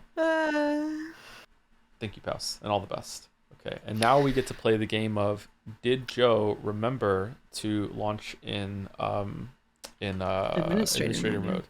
Yeah. And we should take a break before I start reading you, and then just kind of read till the end. Yeah, let me get Umineko on the screen though, if you don't mind. No, I do mind actually. You do? Okay. Yeah. Okay. I'm still doing it. Sorry, I'm still doing it. I have to scroll up past the wall of stuff I sent you about E33 to find the voice assignments for today. It's not even a bit this time. It was a lot. Yeah, it was a lot. I sent a lot of feelings. She really let me have it, chat. Yeah. Read the E33 feelings. I could if you wanted. Okay. It would be spoilers though. Instead of going in, we should put some music on. I don't give a shit. Dead Angle has become one of my favorite tracks of anything ever. It's so shit. good. Oh man, the vibe immediately. Okay. Whoa. Can we hear it? No, we scrant if we're me. Yeah, it's there. Okay. Well, we will be right back in about 5 minutes or so. Muting in 3, 2. I don't know why I'm doing a countdown. Hello, chat. Hello, chat. I love this song. It's such a good song. I was listening to it by itself a couple days ago, and I can't hear it without thinking of without picturing Rikenjima with the rain coming down, and like the narration or even just Battler just being by himself being like, wait, what the fuck is going on? That's like, it's such a good track. Oh, someone put a marble in. Uh-oh. Higurashi Go plus Satsu. I ran out of good marbles, so I'm adding an evil one by a Cosmic Cabbage. Right. What's Higurashi Go? Is it like Pokemon? I'm not gonna make that joke. Okay, Higurashi. Chat going, oh no, oh shit, why the fuck? Evil marble. It's never been more over. Oof. Higurashi go to the polls. Higurashi no Nakukoro ni Sotsu? Is that what it is? I guess so. Okay. Rika Furude and Satoko Hojo are best friends who have lived in the small village of Hinamizawa for their entire lives. Alongside their other friends, they spend every day together and every moment is filled with fun and laughter. However, as Rika and Sotoko begin to grow older, a life-changing opportunity presents itself to both of them. Rika is determined to follow her dreams and wants Sotoko by her side. Although Satoko is hesitant, she decides to walk this path with Rika. However, the realization of her dream forms a rift between them. This leaves the girls living in completely different worlds, with Rika enjoying her new life and making new friends, while Satoko grows more and more isolated. Longing to return to nostalgic days in the Hinamizawa, says Satoko despairs and wishes things could be changed. Just when she's at her wit's end, an encounter with a supernatural entity changes Satoko's perception and imparts new revelations about her best friend Rika. This begins her journey to get to the future she desires by any means necessary. Chat, the spoilers aren't that bad. Come on. That was vague enough. This spoiler culture is too far. We're about to spoil the fuck out of Umineko. Hell yeah. You want me to tell you how it ends right now? Yeah, do it.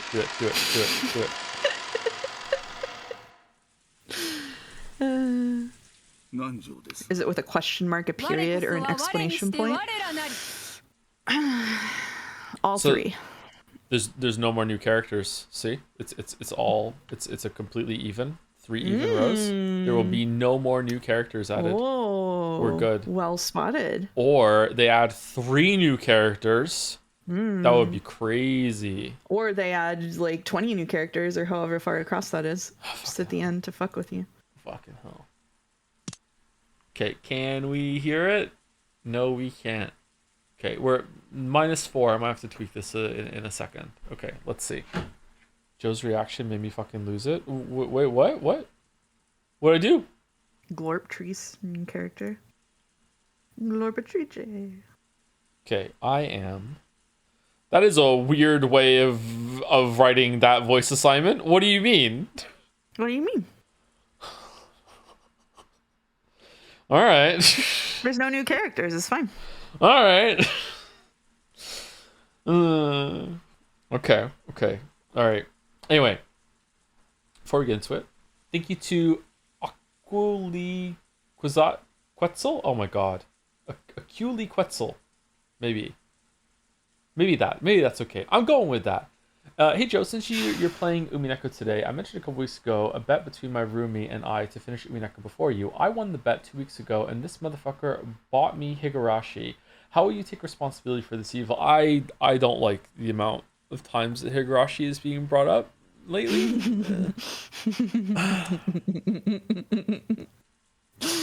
I finished episode 5. I'm over halfway. Good job. I'm never doing it. No, never doing it. Never, ever doing it. Never, ever. Thank you, Kever Clorung, for the resub. Golden Rose Bouquet for eventually not dropping this odyssey of a story. Unless it's, appropriate to bring up Odyssey, considering that both it and Umineko. Yeah, thank you, Rich Kever Clorung. Thank you, Rich. Anyway, we are good to go. We're good to go. So the end of last stream revealed that almost, perhaps, but not confirmed, because it's like, how can you confirm anything in this VN? That almost everything we've seen of Angie has been taking place while she falls from the building, or in the moment after she stepped off the building. And she got the truth. She opened the book. She read it, which I was really surprised that she did. Actually, I was expecting that to not happen. And then because of that, because Bern Castell made good on her promise, she then returned to reality and fell and died in the magic realm. But then the very last scene was that in reality, if you can even call it reality anymore, who knows what's what, that she survived the fall, and a car pulled up and found her, or something like that. It's unclear, but that seemed to be what happened. Is my summary of that in the realm of being correct, Mouse? Yeah, more or less, probably. Okay. Let's go then. I saw a shadow, which was apparently the driver, open an umbrella and come towards me. ここは Is this your backyard? The shadow questioned me. Of course, I couldn't answer it. If it is, then I must apologize. Yes, on a day with such fine weather, anyone would want to take a nap in such a lovely backyard as this. And yet, unless my memory fails me... So how is the sound? I know it was just Mouse speaking so far, but that should be around the same for me. Do we need to turn up or turn it down, or is it good? It's good? Okay. Good. Good. The shadow crouched down and looked into my face. It was a woman. This is a public highway you're sleeping on. Do you want to become roadkill? Or maybe you already are roadkill. Well now, which is it? I clenched my chest. I felt I needed to answer somehow and communicate my intentions. So finally, I managed to let a short groan escape my lips. I see. So you aren't roadkill yet. And that was how I met Ukoko? Ikuko. Ikuko.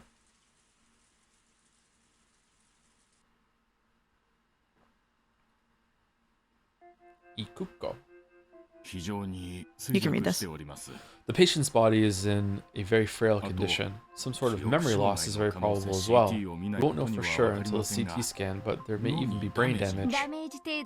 It's lucky that damage is all we have to deal with. Any longer in a spot like that and it would likely have been much worse. True. In any event, I recommend getting this checked at a large hospital. Thank you, doctor. Please keep this off the record. It may not be much, but here's some money for your troubles. See no reason to speak of this needlessly, but no, I couldn't possibly accept that much. In the end, the doctor took the money and swore to keep quiet about the matter. Yeah, of course.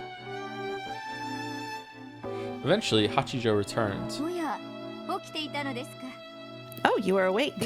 How do you feel? I nodded weakly, letting her know that it wasn't so bad for now. But where is this place? A room I have absolutely no memory of in a house I don't remember at all. And first and foremost, here's a woman I've never seen. Okay, there's some perception fuckery going on. Okay. To start off, let me introduce myself. I'm Hachijo Ikuko. Feel free to casually call me Ikuko, or act more formal and call me Hachijo-san. Hachijo Ikuko. The Hachijo family owns a large amount of land and is fairly famous in these parts. Unlike my accomplished brothers, I'm what you might call a little eccentric. I got into a bit too much mischief and my parents finally ran out of patience and kicked me out. I'm now confined to this house. As a hobby, I like to read detective novels and also to write them. My age is a single woman's secret. My heart is that of a girl, but I'm approaching the point where calling myself one becomes increasingly absurd. Mood. With the haze my mind was in, it was extremely hard to make out what she was talking about. However, I was able to pick up on the fact that she was trying to cheer me up. So what's your name? My name? Logically, I know that being a human, I must have a name, and I do have the feeling that I did indeed have a name. However, no matter how hard I tried to remember what it was, it just made my head hurt. Can you remember anything besides your name? Who am I? My head. No, even my heart was a mess of torn flesh, and I couldn't remember a thing, not even who or what I was. But I must remember. I had some kind of purpose, or maybe a mission. In order to remember that, I first have to remember who I am. Who am I? What is my name? Where was I born, and what was my birthday? I need to remember something, anything.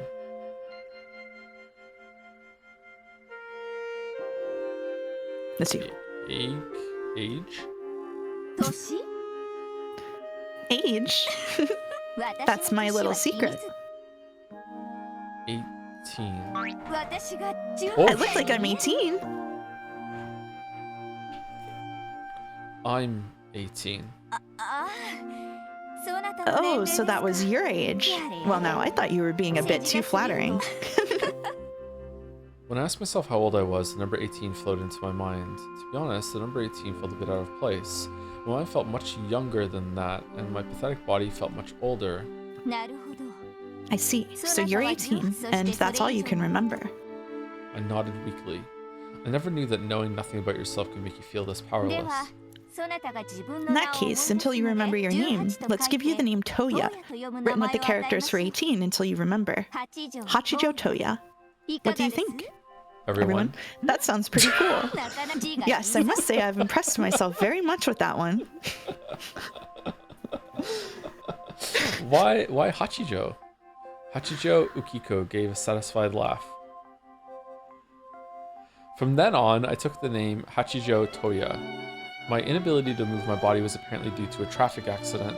On that day, I had been hit by a car, and Ikiko had picked me up from where I lay on the street.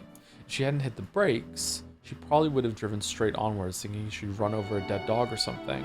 Later on, perhaps rudely, I suspected the one who hit me might have been Ikiko herself, but when I saw her completely undamaged from bumper, I gave up on that theory.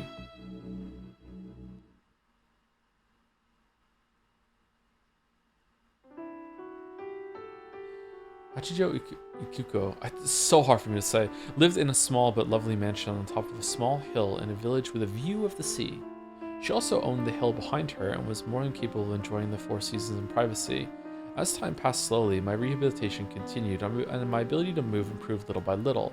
However, it seemed I really did suffer from some form of brain damage that I am also suffering too. Finding out who I was looked like it would be a very difficult task. In the beginning, when I couldn't bear not knowing my identity, my head often hurt so much it felt as though it would explode. However, as I slowly accepted the fact that I was a new person with the new name of Hachijo Toya, the headaches became less frequent. That whole time, no memories returned to me except the fact that I had been 18.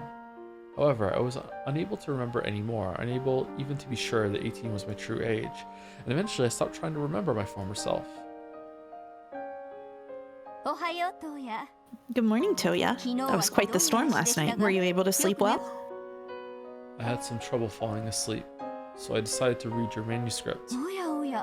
My, how far did you manage to get? I finished it. Now there's a surprise. You managed to read through all that in a single night? I was surprised too. Once I got into it, I'd finished before I knew it. It was like I was just skimming it, or maybe like I was taking in each page with just a glance. Sounds like you have some talent at speed reading. So how was it? What did you think of it? I liked it a lot. Still, if you don't explain that part about the ocean currents a bit more clearly, it might be a little unfair for a detective novel. But I thought it was great that you had the foreshadowing with the ring right there at the beginning. After I finished, I had to go back to the beginning and slap myself for being so easily tricked. I think giving people that feeling is what detective novels do best. Hmm. Did I say something to offend you? If I did, you have my apologies. Of course not. Why are you apologizing? I'm just shocked, that's all. Your detailed opinions are worthy of praise, I believe. It seems you have some talent as a critic, or a detective novel writer too. A detective novel writer? A critic? Me? From across the fog of oblivion, I seem to remember myself fighting and arguing about mysteries or something like that. That way of fighting, which I must have learned in the past, sent a surge of excitement through me. Mystery. Fighting. My head hurt. I took a painkiller and swallowed it with fresh water brought from the well. Who am I really? You're Battler. You're Battler. They're doing it. They're doing it. It's Battler. It's Battler. We're Battler. They're being fucky. They're Battler. Are they really doing it? That would be really good. I would really like that. Gotta be. But no matter how much I thought, I couldn't remember.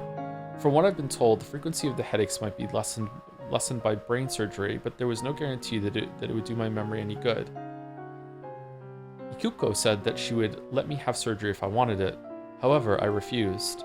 Even if I can't remember it, the real me is still there, sleeping inside my head. I was scared that the surgery might harm that me somehow. By now, I've gotten used to dealing with headaches. As long as I don't force myself to remember the past, the headaches don't torment me every day. So, bit by bit, I became free of the headaches and got used to my new life as Hachijo Toya.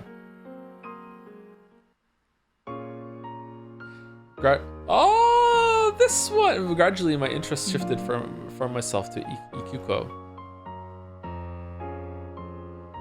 This gives me like Final Fantasy 6 vibes, this song, for some reason. Hachijo Ikuko, a very strange woman. First off, she was apparently the daughter of a very well-off family, just as she had said.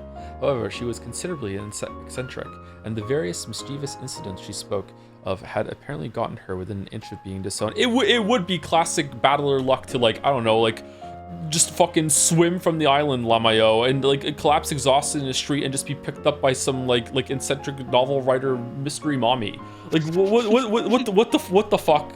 As a result, she had been given this house and had been ordered to live here quietly and alone. She had never been a particularly social person, so she happily accepted this new state of affairs, living however she pleased with servants to take care of her.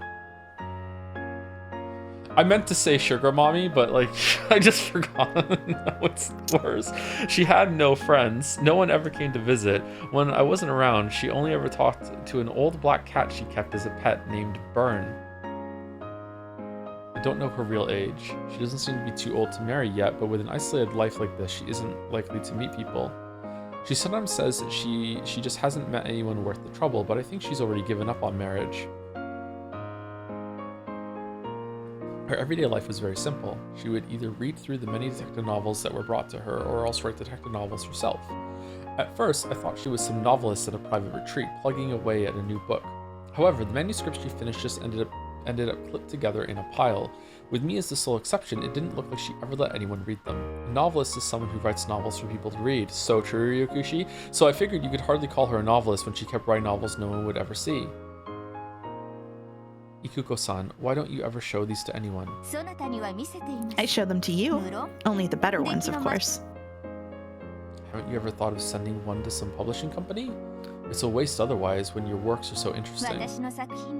My works can't stand up against the prose. I sent one in once, but it was absolutely no good. I understand my position. This is just an amateur's pastime. I don't think amateur is a fitting word for someone who's so well versed in detective novels from all times and all across the world. Being a big eater doesn't mean you'll make a good cook. Reading every detective novel you can get your hands on is no guarantee that you're a good detective novelist. That's how it is. That's why this is nothing more than a pastime. Is it really fun to write novels that you won't show to anyone? It used to be. Once. What about now? I like getting to hear your opinions. At any rate, I've finished writing the chapter. I'll go make some tea, so would you mind reading it again and sharing your thoughts with me? How is she suddenly cute? Saying this with a smile, Ikiko thrust a pile of manuscript paper at me. I'm convinced that whether you read detective novels or write them, they're boring if you're all on your own. You can only find something really precious when you share that world with someone else. Headache. Toya? Are you okay? I'll go get some headache medicine. World of Two. I'm fine. I'm more interested in this manuscript. I can't wait for the new chapter. The seasons passed. Together with the Ikuko, in this town whose name I didn't even know, we spent our days debating detective novels and talking about ideas for new plots.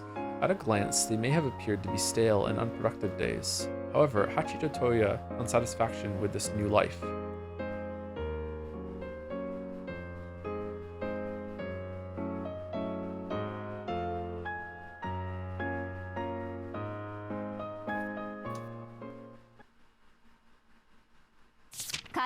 And so, the curtain closes on this strange tale of Kurokubi Island. The end. With a dramatic flourish of her pen, Ikiko signified that her manuscript was now complete. What do you think? I tried using your plot to make Tsuchiko's tragic love scene at the end a bit more moving. I think it's very good. I'd say the last farewell is sad enough to make it moving as a story, not just a reasoning puzzle. That's all thanks to your plot. Compared to this work, everything I've written before now is worth little more than scrap paper. Even as I was writing it, I was excited to be the first person in the world who got to read it. I've never felt that before. Ooh. That's a very interesting situation to be in. Okay, I just mentioned some ideas. You're the one who turned them into... I've thought about that before. Like, have you ever like thought about like a band like writing their masterpiece, like Queen, like going through the process of creating Bohemian Rhapsody. Like, did they know what they were doing? Like in that moment, I bet a lot of them don't. Some of them too. So I've heard that sometimes people are like, they're writing their masterpiece and they're like, I just knew this was the one. I just knew that this was going to just be like an amazing thing. But other times they're like, yeah, we had no idea. Like it was kind of trash. I think it depends. Like, for me, I do like two kinds of writing. One is like inspiration struck, and like I know it's good. Like when I sent you the one thing that I wrote that I had written in like one sitting that was an opening for something I was writing, and I was like, I know this is a banger while I was doing it. But for some stuff, I think that I spend so much time like constructing it, and it's very planned instead, that I get lost in the weeds and I'm like, I have no idea if this is good or not. And sometimes it is, and sometimes it's not. So I think those two different modes contribute to that for me. I think the worst possible permutation of that is that you write something and you're like, I know this is a banger, and then it's not. That would be yeah. I just mentioned some ideas. You're the one who turned them into such a fascinating story, Ikuko-san. At some point, she roped me in as well, and I too started my journey in the world of writing detective novels. Apparently, the old me had some talent for mysteries and detective novels and the like, and my talent seemed to be of a fairly unorthodox kind. I tried turning famous mysteries from across the world on their head, twisting those ideas into something new. However, a few ideas aren't enough to make a book. No meal is complete if all you can do is chop up vegetables. Great. Thanks to Ikuko's writing, a skill she had built up over many years, my ideas were transformed into a work of fiction. In this work, The Strange Tale of Kubi Island, the two of us merged the best of our respective personalities. And, though I hate to brag, personalities, hate to brag, it had turned into a masterpiece that we could show to anyone without shame. Hello? Please bring us some champagne. Bring a glass for yourself as well. This is the best job we've done so far. So let's celebrate. Ikuko called for some champagne over the internal phone line. Joined by the servant who happened to be working that day and the cat Burn, we raised our glasses high and toasted our accomplishment.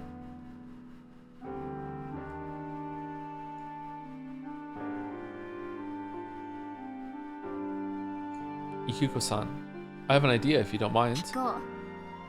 Let's hear it. I love hearing your ideas as long as I'm not in the shower or on the can. Why don't we try submitting our book? I've never read anything this interesting before. I'm sure lots of other people will want to read it. Is she keeping him hostage? It does have vibes of Misery, doesn't it?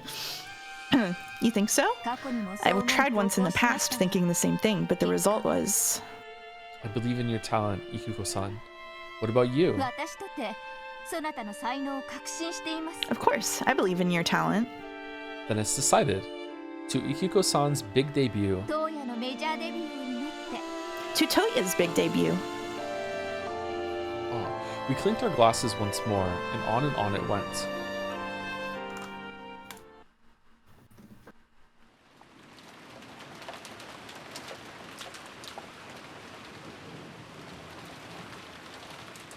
We must have had way too much to drink. Before I knew it, I must have passed out on the sofa.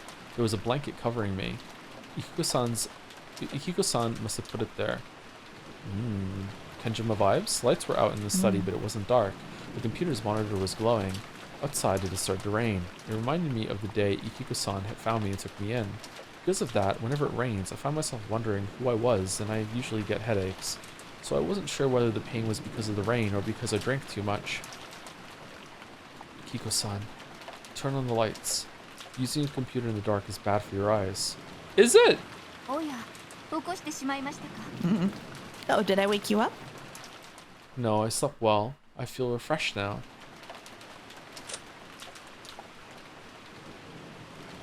Yes? Are you sure? Because everyone said when we were kids that sitting too close to the TV was bad for your eyes, and that turned out to be pure grade fucking horseshit. So, like, it makes sense that it would be like using the computer in the dark would be bad for your eyes, but is it?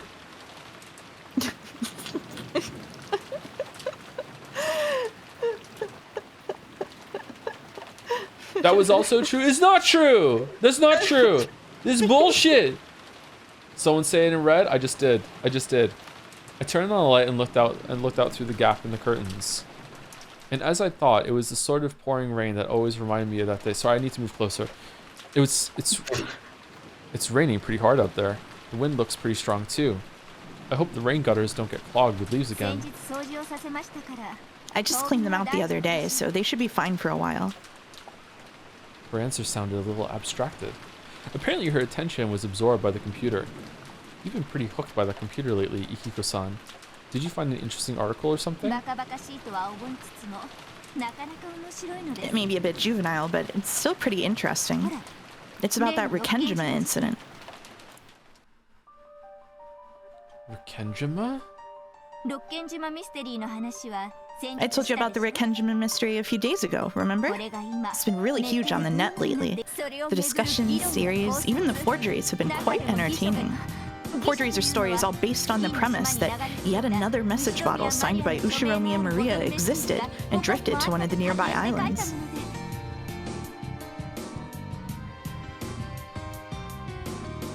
Kiko kept showing off her knowledge of the subject. However, a huge bell was clanging inside my head. The noise was so great that I thought my head would split open. Unable to tell what was the floor and what was the ceiling, I crumpled and clutched at my head. Toya, are you okay? Daijobu, my head hurts. The Rikenjima explosion accident. The many disquieting rumors surrounding it. The scheming of the relatives who were after Ushiromiya Kinzo's vast wealth and the hidden gold. And the truth? Ushiromiya Eva, the sole survivor, said nothing. Eventually, everything would be inherited by the granddaughter, Ushiromiya Angie, who escaped harm because she was absent on that day. Angie, Ushiromiya Angie. I am Ushiromiya. Yeah! No good. My head's getting split open.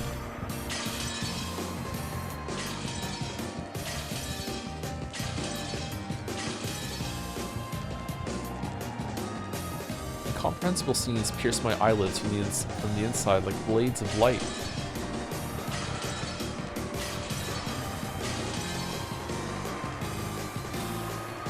Just what am I looking at? Who are these people calling to me, but not by the name Toya?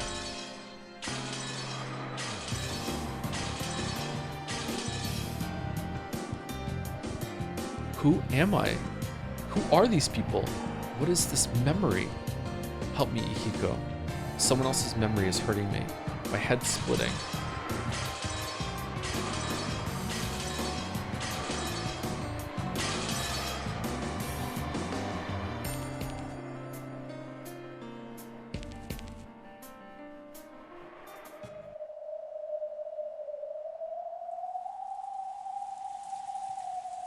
Oh no, we can't start crying now. That's bad. Oh.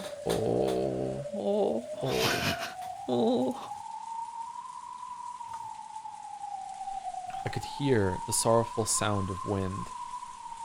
And that must be rain. Who was I again? I am Ushiromiya.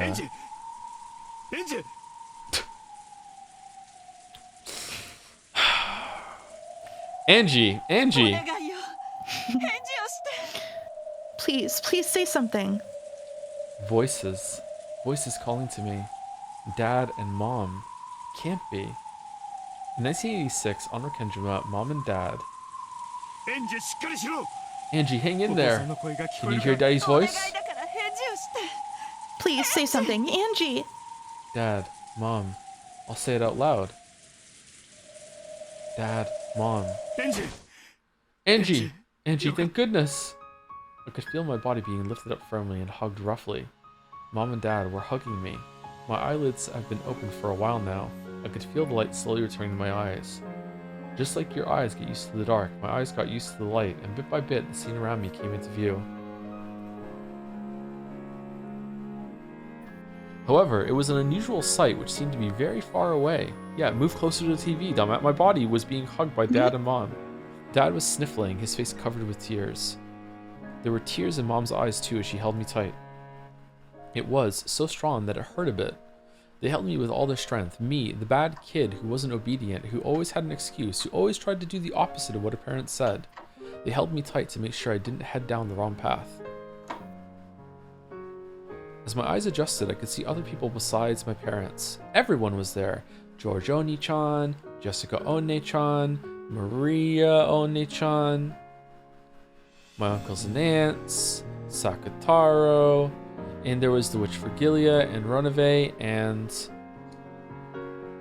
Dante from Devil May Cry. I'll come in for a big party where you were fortunate. By chance, we found you drifting in the waves of the Sea of Emptiness. You were in a terrible state. It took quite some time to make you remember your true form. Beatrice, so this is... The Golden Land. Your whole family has been waiting here for you to return. We knew you would come home. Did I come home because I was supposed to? I've gone back to how I'm supposed to be, and now... No, you did come home.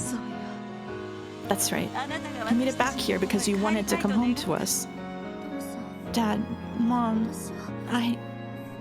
You don't need to say anything. You've been on a great and terrible journey, haven't you? A journey where you were all alone. You understand now, don't you? You won't forget again? I understand. Dad. This is a place you can always call home. I know. When I gave that answer, Dad and Mom hugged me again. Hot tears fell onto my face. They were Dad's and Mom's tears. I can tell by looking that you're far from all right, but I'm so glad. Glad you came home. And Ava, feel free to hate me as much as you want. Give your dad and mom a million kisses. Give a kiss to everyone who cared about you so much. And Ava, and say I'm home to your other mother. Mom gave me a push from behind, then I stumbled forwards, towards my other mother. Ava, Mom, Angie-chan. If only I'd called you Mom on that day, I might never have messed up. We might have been able to create a new world together. That's enough. You've come home. You don't need to say anything else. Mom. Mom. Welcome home, Angie-chan. You're my adorable daughter. Mom, always until the end. You were my closest friend. The two of them hugged each other quietly, burying their faces in the other's shoulders and sobbing. The truth wasn't worth anything at all. In the first place, the truth is always in the past. The point of the future isn't to learn what happened in the past. What really matters is whether I can truly live and prosper in the truth that is the now. If I truly live and prosper, that is the truth. Back when I only ever tried to see the truth in the past, I was nothing more than a ghost trapped in that past. Since that time, I haven't lived a single day. Now, I truly understand. This is what the real truth is. I will live, and I've remembered how much everyone loved me. Because I was young and selfish, I didn't even remember until now. The kind grandpa who always spoiled me, the entertaining aunts and uncles, all of the kind and gentle servants. It was always warm. And yet, because I was young and cruel, I never tried to remember any of that. Everyone got distorted by my irresponsible imagination, and I completely forgot the truth. Now I can remember clearly, and I understand. That Halloween quiz party certainly was an illusion. It never happened. However, didn't we do all kinds of fun things when the relatives gathered? Things that were no more or less fun than that party? And for the first time since the start of the game, I went up to each and every one of them to greet them, thank them, and apologize. To thank Grandpa for always pampering me. To thank my aunts and uncles. To thank the cousins for always playing with me even though I was so selfish. And I thanked and apologized to the illusions. I think I said something horrible to Sakataro once in the past, and to Maria One-chan too. Maria One-chan, you really were a witch, weren't you? I've always been a witch. You approached that level yourself once, didn't you? No, I never really understood. pitiful Maria One-chan with her pitiful magic. That's all I thought of it. So I couldn't pick up a fragment of happiness, couldn't even find one. You told me that yourself once, One-chan. It can't be helped. It takes two to create a universe. I had Beato, but you were all alone. No. If I had called Aunt Ava Mom, there would have been two of us. I'm sure I would be able to create a new world with the same magic you used, Maria One-chan. All of it is my fault. The message bottles I threw away half-jokingly distorted your future and wore you down. I bear responsibility for that. Yeah, seriously. It's all because of your message bottles. Because of that, people started copying you and making forgeries, growing the story into something crazy. However, the message bottles thrown away by Beato did not name a specific person as the culprit. One of the forgers wrote a plausible forgery that had Ushamiya Ava as the culprit, and it spread like a wildfire. Even though I should have known better than anyone else that it was impossible, I accepted it in the end. It isn't your fault, Beato. No matter how many people around me had baseless suspicions, there should have been only one truth inside me. And yet, so easily, I abandoned my warm memories of you all, and surrendered my heart to them. No. If I hadn't thrown away the message bottles, the future of Rikenjima would never have become the center of such bizarre misconceptions. I bear responsibility for it all. True. That's right. It really is your fault after all. Put that way, it's a little irritating.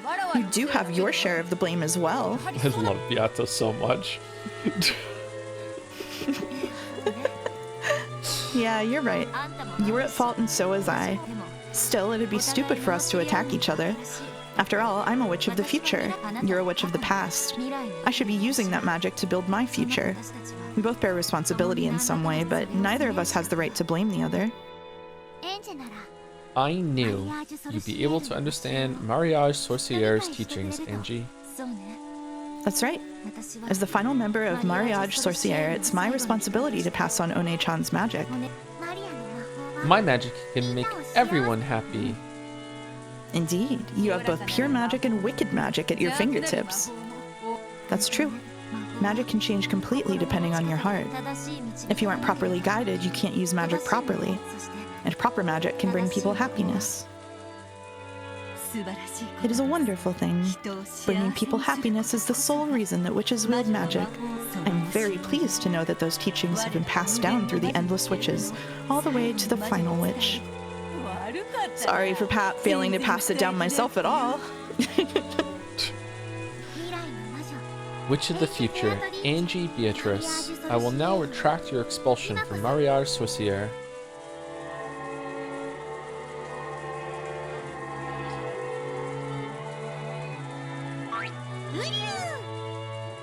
Ryu! I knew Angie would come back. Congratulations, Angie-sama. I thought I knew what the time we spent. I thought I knew what the time we spent traveling together meant, and yet Sorry. I'm so sorry. Witches cannot create a universe unless there are two. In the future, you will be alone. Will you really be okay? Yeah, I'll be okay. I'm not alone anymore. I'll live with everyone, and I'll live in the future. I swear to keep living so that I can pass on the magic of Mariage Sorciere. Maria One-chan's magic has saved me, too. There are a lot of people out there who need magic. As the final witch of Mariage Sorciere, it's my duty to teach it the right way and save as many people as I can. Will you truly be able to do so? Of course, I have the power to do it. There's the golden magic that my predecessor Ava Beatrice spent so much time building. I've inherited all of that, right? Well, if only my health had held out a little longer, I was planning to spend all of it on myself. Giggle, giggle, ha ha ha. As Angie laughed, tears poured from her eyes again. Everyone surrounded Angie with their kind, warm smiles. And then a ship burst through the dimensional rift, and Erica said, "Fuck you all, I'm here to ruin it." Battler stood alone in the Rose Garden maze, letting the rain quietly fall on him. After searching for some time, Angie found him. Oni-chan. Angie, who was feeling guilty, sensed anger in her brother's expression. So she thought he was going to hit her. She shut her eyes. However, her brother touched her softly. He patted her head gently. Hey. The truth wasn't anything important, was it? No, it wasn't. Even though you were here waiting for me to come home in such a warm world, I had my back turned the whole time. You learned the truth. Yeah. So, any hopes you had of someone miraculously surviving and coming back have been crushed. However, you now have a new mission, a hope for living in the future. You kept that precious hope safe for me. I was the one who opened the box and let it get away. It turned out worse than Pandora's box. A truth I didn't need to know flew out of the box, along with all my hopes, leaving nothing inside but empty space. That's okay. It's open now, and that's that. If it's empty inside, that means it won't fester. After all, false hopes can sometimes bring you pain. Battler laughed heartily. Then, with that same smile on his face, he told her, "We're already dead." Yeah. You've lived 12 years on the hope that we might still be alive. Not anymore. That's over and done with. Yeah. I know. Starting now, I'll step forward into a new life. Beato put Rikenjima in the cat box. The next witch and Ava guarded the lid of that cat box her whole life. You, the witch after her, opened that lid. But so what? Why does the truth of the past matter? Yeah. From now on, I'll truly live. And I'll make my own personal truth prosper. Good luck. Final Witch of Mariage Sorcière. I've read Maria's grimoire. It's a great book with some really good stuff written in it. Even the Bible needs a translator. The ego of a writer. So Maria's grimoire probably needs one too. You'll be that translator. You've got to teach kids who are in the position you once were. That's your mission as a new witch of the future. Yeah. I'm gone, but I'll always be behind you, watching over you. I know. And not just you, everyone else too. All of us will love you forever. Don't forget that. I won't forget. Not ever. And that's for certain. Angie leapt into Battler's chest and sobbed. Humans are sad creatures who can learn, but not unlearn. She had already learned. It may have been a cruel, terrifying, merciless thing capable of destroying even the miracle called hope. However, there was still one tiny fragment left gripped in her hand. Her family's love. If she can just remember that and hold it tight, then surely Angie will live on. She'll be able to stop before taking that single step into nothingness. Also, the Rikenjima cat box hasn't been opened completely. You've just taken a peek at what's inside, so you must be the lid yourself. And this time, you'll protect everyone inside the cat box. Me and Dad and Kirie-san, the cousins and the uncles and the aunts, grandfather and the servants, and all of the illusions. Yeah. This time I have to protect everyone. Then shouldn't you hurry up a bit? The sound of popcorn being eaten rang out from beyond a rose bush. I was Lambda Delta. I think you know this already, but Byrne is just about to hold a big party for the Book of the Single Truth. She's gathered beings from heaven and from hell, from the spirit world and from parallel worlds. If she announces what's in that book in a place like that, it'll all be too late, won't it? I'm going. I gave Byrne Castle that key. It's my responsibility. I'll go and take it back. A city of books, huh? But there's no way for us to get in. There's a barrier around that place. She gave me this. With it, I can come and go as I please. What an idiot. She forgot to collect it when she threw me away. Angie fished through her pocket, and there was a jingling sound. It was a bell with a blue ribbon tied to it. That's it. One of those temporary entry passes that you get when you turn in your invitation. As long as you have that, at least one of you will be able to get into the City of Books. Well, as long as someone takes you across the Sea of Fragments first. Lambda Delta, take me to the City of Books. Angie. This is my way of taking responsibility. I'll see to it that the Book of the Single Truth isn't made public. Are you serious? That place is a den of monsters among monsters. Now that you've lost Burn's protection, you'll be weaker than a fly. Squish. The end.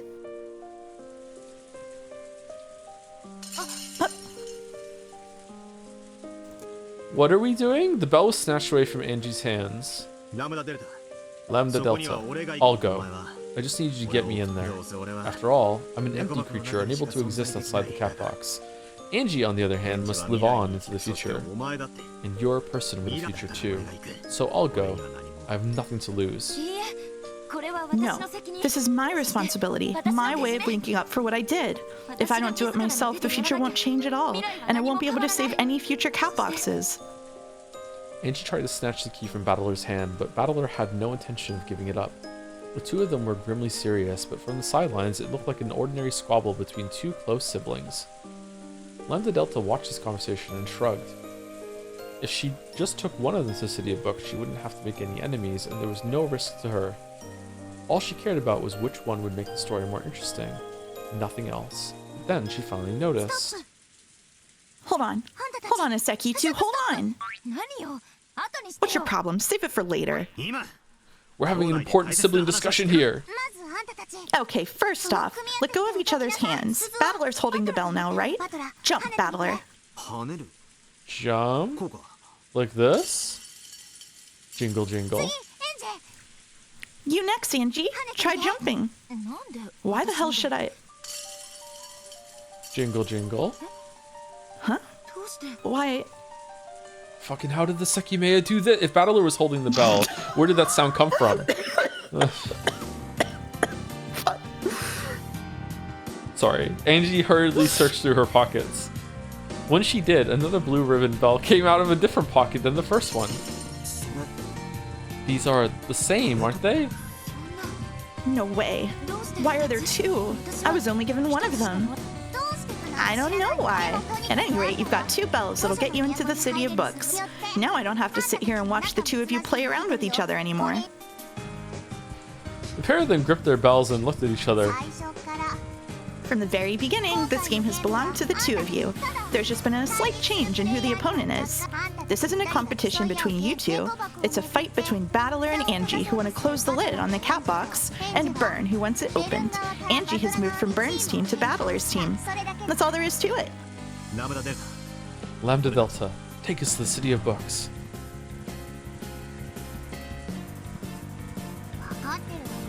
Okay, I'm just taking you there, got it?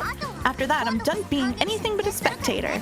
I just want to have the best seats to see exactly how you fight, what you do, and how Burn makes mincemeat out of you all. Lambda Delta, thanks.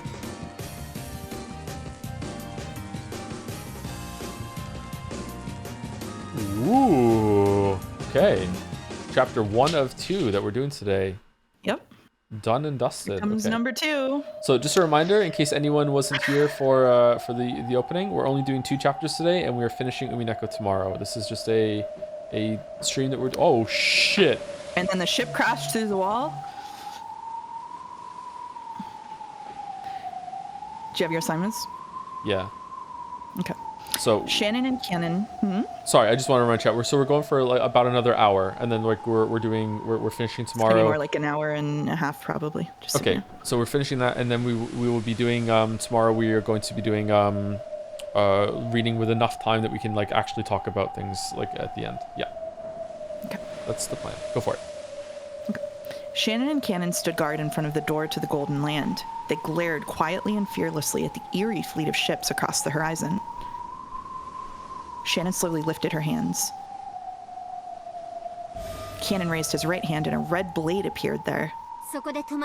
Stop right there. I forbid you to come any closer.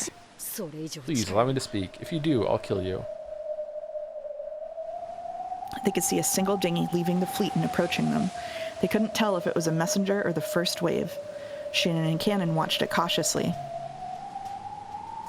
And here she is, Erica Fruto in a pirate hat. You can post the fucking meme. Okay. At the head of that dinghy rowed by goats stood Erica. Where the heck did she get that thing from? Maybe she's trying to act the part of the fleet's leader. Erica was glaring at them and smiling aggressively with what appeared to be a pirate hat on her head. Ayar, I've come to deliver our terms. There will be no room for negotiation. Please, open the gate. Fuck off.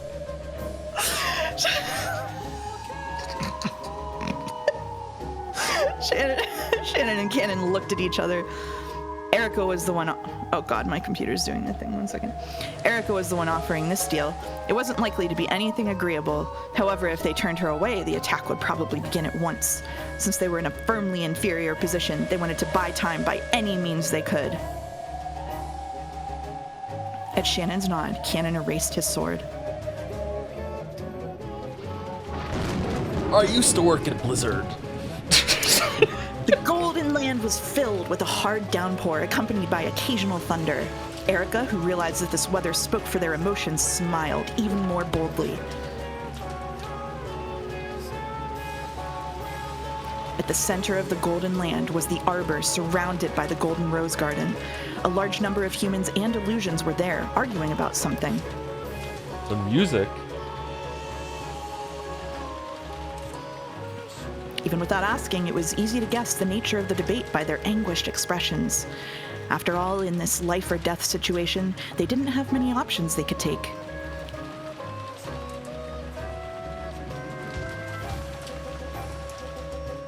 In the direction Erica was being led, Beato stood waiting, accompanied by the Chester Sister Corps. When Erica, accompanied by her goat guards, saw Beato, she gave a bow that only appeared graceful. Beato followed suit and gave a graceful bow of the sort that was rarely seen from her. I am Beatrice, master of the Golden Land and the Golden and Endless Witch. Announce yourself. As though implying that she was more than happy to go through with this farce, Beato introduced herself boldly and requested that Erica do the same. We have been dispatched from the Great Witch of Theater-going, drama, inspecting noble city, carefully selected books. I am the Witch of Truth, the commander of the library fleet, which is committed to bestowing honor and protection to the books. My name is Frodo Erica. It is a pleasure to make your acquaintance. Shall we get down to business? You ought to celebrate. We of the library fleet, dedicated to offering honor and protection to books, have come to bring good news to you all. First, I would like to announce that after careful selection, the City of Books has acknowledged and accepted the game board created by the Endless Witch Beatrice as a great and honorable book. This is literally you saying that Umineko is literature, by the way. Oh, that is indeed a great honor. What do you say fuck me for? That game board is a profoundly entertaining and original masterpiece worthy of close study and deserve to be released for all of our subjects to read. And so, the City of Books has ordered us to grant eternal honor and protection to this game board. This is all quite long and boring. Get to the point. We demand that you hand the entirety of this game board over to the Honorable City of Books. Doing so will give this board and its pieces the greatest honor and protection imaginable. And if we refuse? You will be prosecuted for the crime of monopolizing a great cultural artifact that ought to be shared among all of our subjects.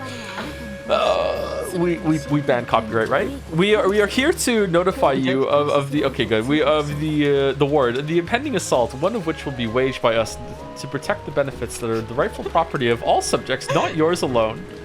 It belongs in a museum, yeah. Are you not concerned that the shared property of all subjects might be destroyed in this assault of yours? According to the Great Library Protective Regulations, when a criminal guilty of monopolizing of a cultural artifact raises that objection as you have now done, the executed fleet may prioritize arrest over its protective duties as long as they obtain permission from the Great Court.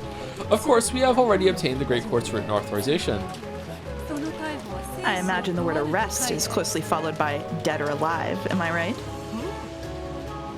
My, I'm impressed that you can read those tiny letters. Now, enough fooling around. Let's hear your answer.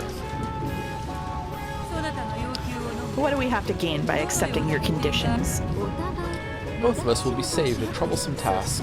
Furthermore, your brave and noble acts will be recorded as a glorious final chapter in the City of Books. You do understand, right? You have no chance of winning. This isn't even a fight. It's just you sitting there at the bottom of a well while people throw stones at you. So you claim that I have the power to choose nothing except how the library witches will record my final moments? The rest depends on you. If you treasure this game board, you ought to surrender. The pieces will be treasured by our many loyal subjects for all time, and will be able to continue their roles on into eternity. In other words, Sumari, the tragedies I created at will shall repeat forevermore. How is that any different from what you've been doing so far? It isn't. Is there anything else? If not, allow me to give you my answer. Go ahead.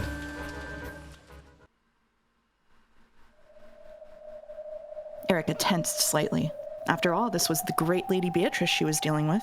She might shout, "Here is my answer," dramatically and do something crazy. Kick her in the crotch. They say a cornered rat is the most likely to bite a cat. Furthermore, Erica had intel telling her that the great Lady Lambda Delta, witch of the Senate, had been spending her time inside the Golden Land, though only as a theater goer. Erica needed to carry out this noble task that her master had assigned her, and she had to carry it out perfectly. If she was honest, she wanted to make Beato raise a white flag, even by trickery if necessary. So, even though this was a farce, she held back from giving any unneeded provocation. She gulped and tried to size Beato up. And then, with a pathetic expression on her face, Beato let out a sigh. I'll be honest. The truth is, I am tired. What do you mean by that? My game had already achieved its purpose when my fight with Battler ended, and yet, for various reasons, the game has repeated several times since then. To be perfectly honest, I'm tired of it. What? I mean, yar. To be honest, that isn't the answer I was expecting at all. So you want to surrender? Really? Simply put, I don't care either way. It doesn't matter whether I surrender or whether we're vanquished by you. I simply wish to have the curtain closed on this game board and tale, regardless of who does the deed. Of course, that was a lie. She knew she couldn't win even if she fought. For now, their best option was to play for time. They would fix Erica's attention to this spot, and during that time, Battler and the others would steal the key from Burncastle while she was completely off her guard. Once they had the key, they would return to the Golden Land, use that key to let Angie open the door to the future and see her off. That was their goal line. Everything that happened after that would be inside the cat box. Angie would live on to the future with hope. No one would know whether Beato and the others were alive or dead. That was enough. The only strategy Beato and the others could use to achieve this was to buy time. If you do surrender, it may be a bit of an anticlimax, but it will save me a lot of trouble. But, well, it's not quite so simple. You see, and this is just between you and me, as you may know, the great Lady Lambda Delta is staying here. She's, pushing us to show her a dramatic climax.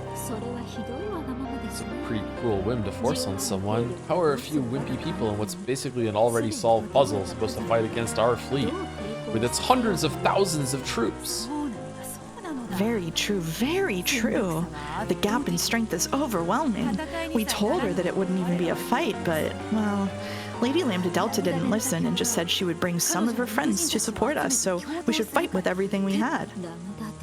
Lady Lambda Delta's friends? Unlike Burncastle or Angie, who kept to themselves, Lambda Delta had many friends.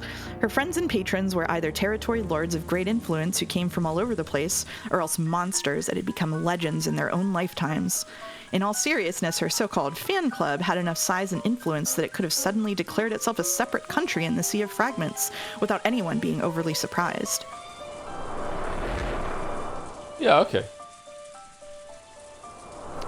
That's about how I feel about this chapter, yeah. This is quite a problem for us with Lady Lambda Delta all ready for action. Without any regard for us, she keeps calling up friends and acquaintances on the phone from all over the place, telling them to come over. Of course, this was all a lie. Lambda Delta had turned into a small candy comet and was now shooting toward the City of Books with Battler and Angie in tow. So to make sure that Lambda Delta and Battler's absences were not noticed, everyone was crowded around the arbor pretending to argue furiously with each other. Battler-sama, give us your decision. We, the Seven Sisters of Purgatory, are prepared for death at any time. I firmly oppose seeking a last stand that would lead to our deaths. What could possibly be gained by dying? How can you be such a coward? It is inconceivable that we should live on in shame as prisoners. There are times when the mere fact of being alive gives one opportunities. Yes, indeed. A short temper makes a bad leader. Half of the chat doesn't even know that you just owned me. Battler, if you call yourself a man, now's the time to act like one. The great Lambda Delta-sama is even willing to help out, right? I agree. There are times when a man has to make a tough decision. In many cases, the timing of a decision is more valuable than the decision itself. If we surrender, they might not be violent. You can't be serious. Weren't you supposed to be a male lion? Where are your fangs now? If death awaits us regardless, I would rather die as a wolf than a pig. Are you stupid? Are you saying you want to die like a dog? Apparently music's loud. Alright, turn it down. Okay. Oh, also, thank you to Henry Wright for the bits. His retinas. and also Paus for the bits. Yar, they call me the intellectual scallywag. Oh my fucking god. Yar. Yar. It all depends on the strength of the support Lambda Delta-san can provide. Lambda Delta-san, are your friends really strong enough to win against them? It's a bet. We'll either surrender and die or we'll lose a bet and die. Interesting. In that case, our chances for survival must be higher if we take that bet. An honorable surrender will surely cause the Great Court to show mercy. They're backed by the Senate, aren't they? Sure, they'll hem and haw, but we'll all see the guillotine at the end. Anyway, let's all calm down. Cool your heads. I'm opposed to letting our emotions control us. Why don't you calm down first? We have another possible strategy, mutually assured destruction. You get a lot of plasmids for that. We might not be able to win, but if we can convince them that we plan on taking enough of them with us, that might force our opponents to show restraint. So basically, Sumari, if they're determined to attack, we'll let them know we aren't going down without doing some damage first. You can have Maria. Yeah, there you All go. of Lambda Delta's friends are incredible. She knows lots and lots of witches, beasts, demons, and gods, all of which have really, really huge legends and histories. Even if those ships outnumber the stars in the sky, Lambda Delta's friends would wipe them out with a single blast. Will this really work? She hasn't seen through our act yet, has she? It is working. You must speak more forcefully as well. Do not worry about politeness. Enough, you gutless swine! Do you lack the backbone to finish with a bang? Oh, hold on! Don't forget that some of us are opposed to fighting. I think we should surrender. What? Goda, you loser-loving fool! Ouch, Master, it's just an act. Grah! Well, it looks like the debate has gotten quite heated. So, will we surrender? Or will we fight back? Which will it be? Nobody knows. Personally speaking, I would like to surrender. If my role will end either way, I would prefer that my game board be preserved the way I made it. I couldn't bear to have Lady Lambda Delta continue to use it however she pleases. We don't want that either. I came here to fight you, but I'm no match for Lady Lambda Delta's friends. Secretly, Erica was getting worried by these complicated developments, and she was relieved that she hadn't pushed too hard earlier on. She wanted to flatter Beato and end this with a bloodless takeover. Even the great Lady Lambda Delta probably wouldn't seriously think of picking a fight with the Senate. Her motive was probably something much more trivial, a simple desire to watch the game board's final fireworks from a front row seat. However, if she really did have some fireworks of her own prepared, it was at least possible that this could turn into a ruckus that Erica would have no chance of quelling. Beato saw all of this going on in Erica's mind, so she continued to act with an even more pathetic expression on her face. Even among witches, her acting ability was top-notch. Might you be willing to lend us some of your strength, so that my game board's beauty will be preserved? Truly, it was a great error to invite that busybody as a guest. I understand. I'd like to end this quietly too, if I can. So, how can we work together? For some time now, we've been arguing over whether we should surrender or resist. I intend to return to them and propose that we should surrender, and ask Lady Lambda Delta not to do anything that might destroy the game board. That would please me very much. So, what should I do? I would like you to guarantee that we have the necessary time to debate the matter. After all, your ships are surrounding and pressuring us at the moment. Everyone is so tense at the thought that we may be attacked at any time that they're falling apart.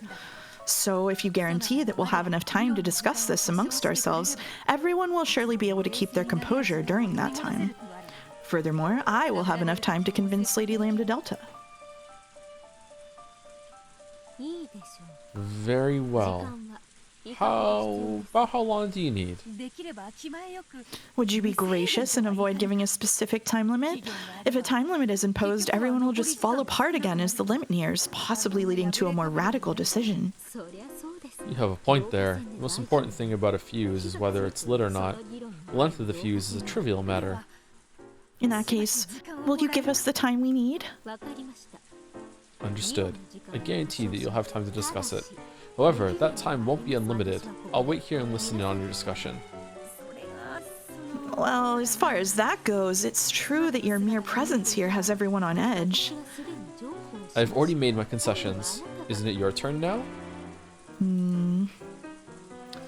They were some distance away from the ARbor, but it was just close enough to give a general idea of what was going on.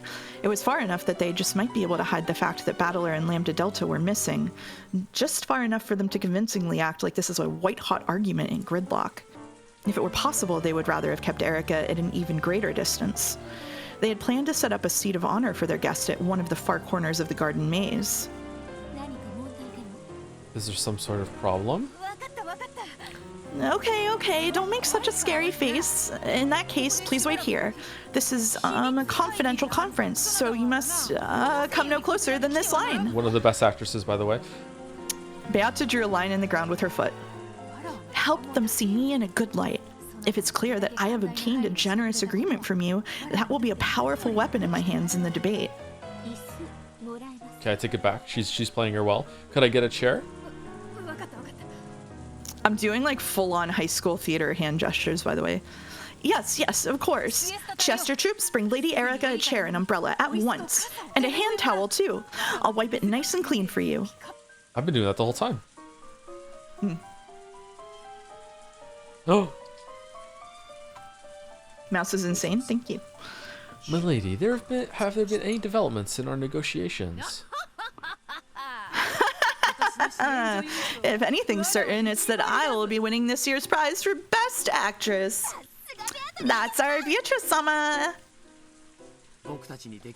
All we can do is argue fiercely, squabble amongst ourselves, and make it look like things will turn for the worse if negotiations break down. Indeed. This is yet another fight to support Battler's group. Get yourselves ready, everyone. Let us argue and insult with all we have. That's what the Ushirmias do best. Got it? Yes, master. The sight of Goda, his cheek red and swollen from being pinched, made everyone snort, but they quickly covered their mouths and put fingers to their lips. Then everyone nodded at each other and the fake argument resumed. Kraus be like, wait, we were acting? Nice. Erica was sitting in the chair that the Chester sisters had brought her, filling a goat in on the details of their discussions. The goats would probably return and tell the rest of the fleet. The fleet would tell Bernkastel, and Bernkastel might think of some plan to deal with the situation or give new orders. The conversation with the goat ended, and it spun around. It would return to the dinghy and report on this to the fleet. It slipped out from a rosebush and passed through the garden maze, heading toward the door that led outside. Is it really okay to let that goat reach the boats? If it goes back, Erica's report will reach Bernkastel's ears. The Chester sisters spoke through a secret channel that only they could use. Is this me? It's you, buddy. Yeah, Really? You're the bunny girls this time, yep. I'm the bunny girls? 2 seconds? Yep. Yeah. Won't even be a sound? Yeah. It's just about to leave Erica's seer awareness. Estimated 10 seconds before it reaches the goat boatman's sphere, so assassination can be carried out successfully. Lady Beatrice, your permission to assassinate, if you please. We can do it. Erica will sense nothing. You do not have permission. Did you think an envoy would leave their ship without setting a time limit? The fleet probably has orders to attack if it isn't contacted within a certain period of time. Let that goat go. Smart. 00, understood. The goat passed through the door. Then, after receiving a silent bow from Shannon and Cannon, it got on the dinghy and returned to the fleet. The fleet would probably follow Erica's orders and stand by until an attack order was given. That gave the residents of the Golden Land a chance to assassinate Erica, but of course, that wasn't going to be possible, practically speaking. She was Bryn Castell's greatest underling and a witch who controlled truth. Tricking her was all they could hope for. Anything else would be overconfident. Why don't you all have a seat too? You need to have no worries about us. Without any hint that she had just been talking about assassinations, 00 stood upright with her hands clasped behind her back. Surrender or resist until the end. The false argument resumed. Just how far and how long would they be able to trick Erica? Yes, the final fight for the Golden Land had already begun. Battler, you can count on us to handle things here. It's time for you and Angie to take this final game back.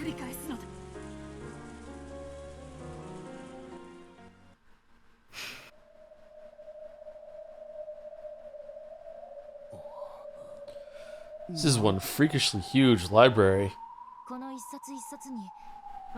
I've heard that each one of these books has a tale like ours inside it. After all, this is a world of gods. You can tell at a glance that it's no place for scum like you to be in, right? After passing through the barrier, the three of them had finally made it inside the City of Books. For some time, they were overcome by the countless otherworldly sights before them, but they quickly remembered their original objective. Are you listening? First off, don't get the wrong idea. You two came here to fight Byrne, but that doesn't mean walking up to her and attacking her directly, okay? We know. In the first place, you were only able to fight the Great Beatrice on an even footing because the game board protected you with rules that made it that way. If you leave the game board, you're more like something that'll leave a small stain on her palm when she swats you. Don't forget that, got it? Makes sense. This isn't the game board we're familiar with. We didn't come here to fight. We came here to take something back with us. Exactly. You're here to prevent the Book of the Single Truth from being exposed to the public. That's your only goal, your only fight. You'd better not be confused about that. Battler and Angie nodded to show their understanding. The Book of the Single Truth itself is being displayed openly in the middle of the party, so stealing that'll be impossible. However, bringing in the key is going to be a big part of the ceremony. Which means the key must be stored in a different place. But there's no guarantee that it'll be undefended. After that, it's all up to your luck. I hope it's good for your sakes. Hide! Lambda Delta pulled her head back from around the corner of a bookshelf. The others hurriedly followed suit. In the distance, they saw emerald green lights floating about and leaving trails.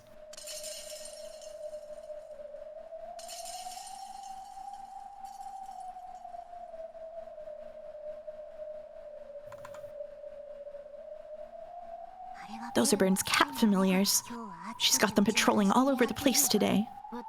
Did she guess that we would come? No. Don't forget how huge this place is. Those are staff cats out looking for idiot guests who've gotten lost so they can be taken to the lost children area. That's not where we want to go at the moment. If it looks like one's about to find us, should we take them out? I'd advise against it. Maybe if this were some other territory or game board, but this is Byrne's home base. That single cat should make you as scared as being surrounded by a crowd of vicious beasts. Plus, they're cats. They've got good senses and they'll call for their friends. If they spot you, you'd better be prepared for what happens next. I'm not gonna save you. Just getting you here has been troublesome enough. If I surrender, I might get off the hook with being stripped naked and thrown into the worst sort of crappy fragment for just a century. How wonderful. I think I can sympathize with Byrne's feelings a bit now. Lambda Delta wasn't laughing. Most likely, even this punishment she spoke of was pretty optimistic. Even though she keeps saying that she won't help anymore, she's already risking everything. Why? Isn't it obvious? Lambda Delta brushed her hair back and grinned. It's because you're going to show me the perfect, happy ending. Lambda Delta hugged their heads at the same time, making their foreheads bonk together. Fucking huddle. You'd better show me for certain. Yeah, we'll certainly show you a happy ending. We'll certainly take this cat box back. Let's go this way and swim quietly. The three of them swam out into the darkness of the deep ocean trench that was the City of Books. In that massive, vast trench of bookshelves, they vanished into the darkness almost immediately. Fucking music. Yeah. The library defied the common sense of the human world. The City of Books. The word city was no exaggeration. And it was filled with the green, glowing eyes of Berncastel's countless cat familiars. Trying to count them would be almost as crazy as counting all the fish in the ocean. They formed schools that swam all over the place, on the lookout for any fools who might miraculously have managed to slip in and disturb their master's party. Did you know I used to volunteer reading books to kids after school? If Battler's group was found, the cats would report it instantly. They would probably form a pack, open their large mouths, and swallow them in a single gulp. There would be no fight. In this place, Battler's party would be swallowed like tiny fishes if they were discovered. Should have done Umineko. The warships surrounding the Golden Land were well more than 100 strong. Each of them had dozens of cannons pointing at the door to the Golden Land. The goats that packed the decks of the ships numbered in the tens of thousands. Each one of them carried enough anti-magic toxin in their fangs to completely deny one of the game board pieces. This time, they would chew apart and eat away everything. The crowd of goats unleashed their rotten breath and dangling drool. At that time, Erica, who wanted to avoid trouble and hoped Beato would be able to convince Lambda Delta to surrender peacefully, was sitting alone, calmly enjoying the tea Renove had poured for her. Of course, even Erica wasn't planning to give them unlimited time. In her mind, she had already decided to allow them 3 yawns before stepping in. This actually isn't so bad. Getting to watch Beato try and convince everyone as they call her a coward and a loser. Indeed, it is impressive that our short-tempered mistresses managed to become such an adult. Cuckoo cuckoo. What's so funny? Oh, pardon me. Are you ready for another cup? Please feel free to enjoy a collection of great teas from across the globe at your leisure.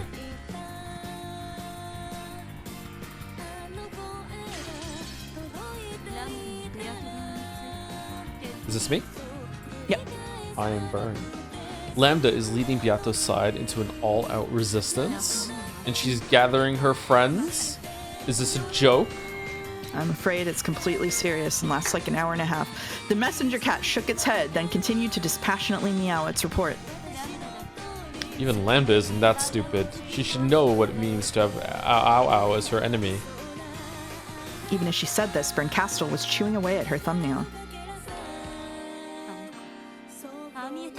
Despite how she looks, that kid has a lot of strange friends. And they're all idly curious, crazy monsters. Even so, to take up arms against the Senate. It was possible. She could think of many monsters among Lambda Delta's friends who would love to see a losing side gain support and make a comeback victory. Before she realized it, the finger Berncastel was biting was covered with sweat. She could do it. She really is a moron sometimes, after all. Get me a phone, quickly!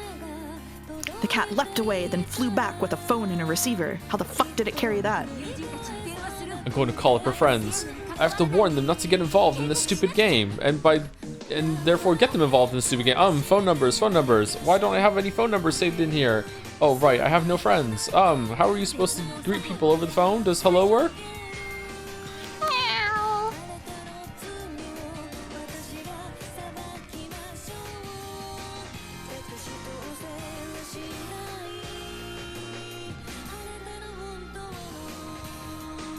The golden key was being kept in a room inside the City of Books.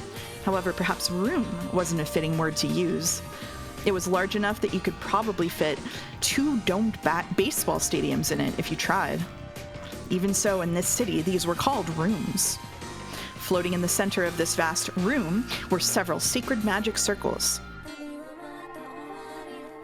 Wrapped around by these magic circles was Angie's gold key. Surrounding these were countless emerald green stars, which looked like a slowly revolving planetarium.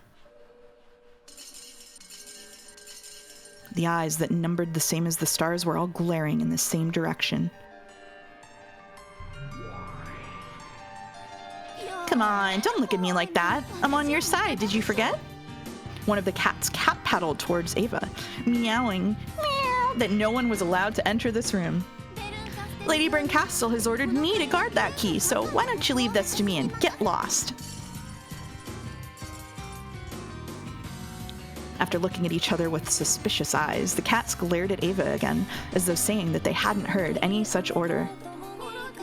By the way, cats have pretty soft bodies, don't they? Meow. Makes them much easier to chew. Ava lifted up her golden staff, and the floor and ceiling of the vast room were covered with red lines. The reaction from the cats was lightning fast. They realized instantly that this was hostile behavior.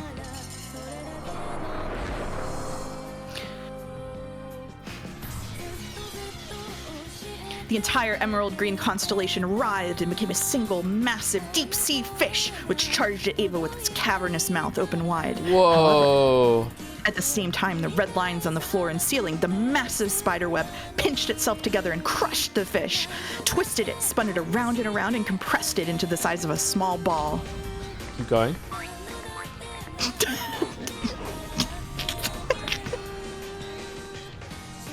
Go on.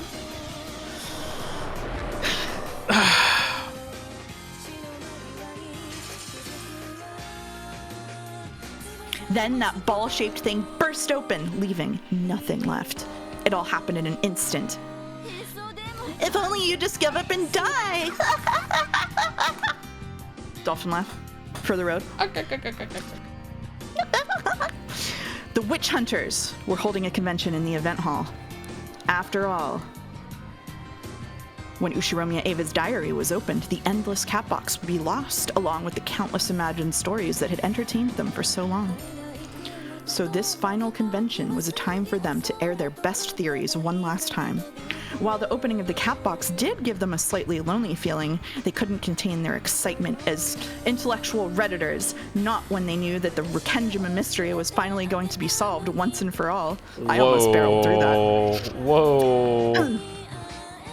If that box were opened, a single girl would be hurt. However, their jaws and fangs couldn't care less.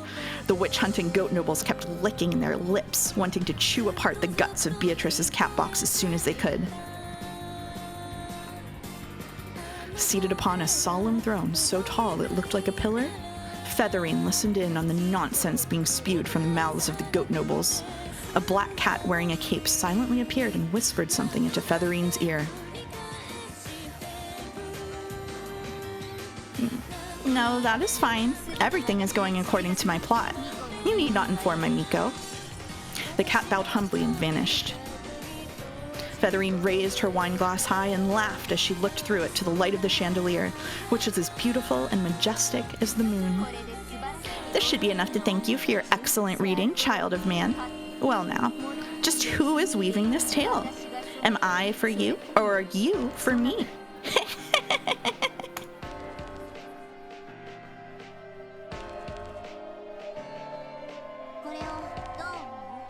What do you think, everyone? A trap? As Battler's group moved forward, darting from bookshelf to bookshelf and avoiding the eyes of the cats, they found something strange. Written with a faintly glowing red substance was a letter and an arrow. K. That's what it looked like to them. Do you think K means key? Those marks only appeared when we got close. This is a message aimed at us. Is there anyone here besides us who'd be willing to help? Oh, I didn't think we had any allies. Angie traced the red arrow with her finger. It was written with very faint, thin strings that had been tied together. This red stuff, which stuck to your finger and tore away like cotton candy, had to be There is someone on our side. Someone who's always been on my side. How can you be so sure? Yeah, I get it too now. Lambda, we can trust the person who wrote this. She'll probably be able to guide us to the key safely. Are you sure? Then let's go. We don't have time to be standing around. Thank you, Mom.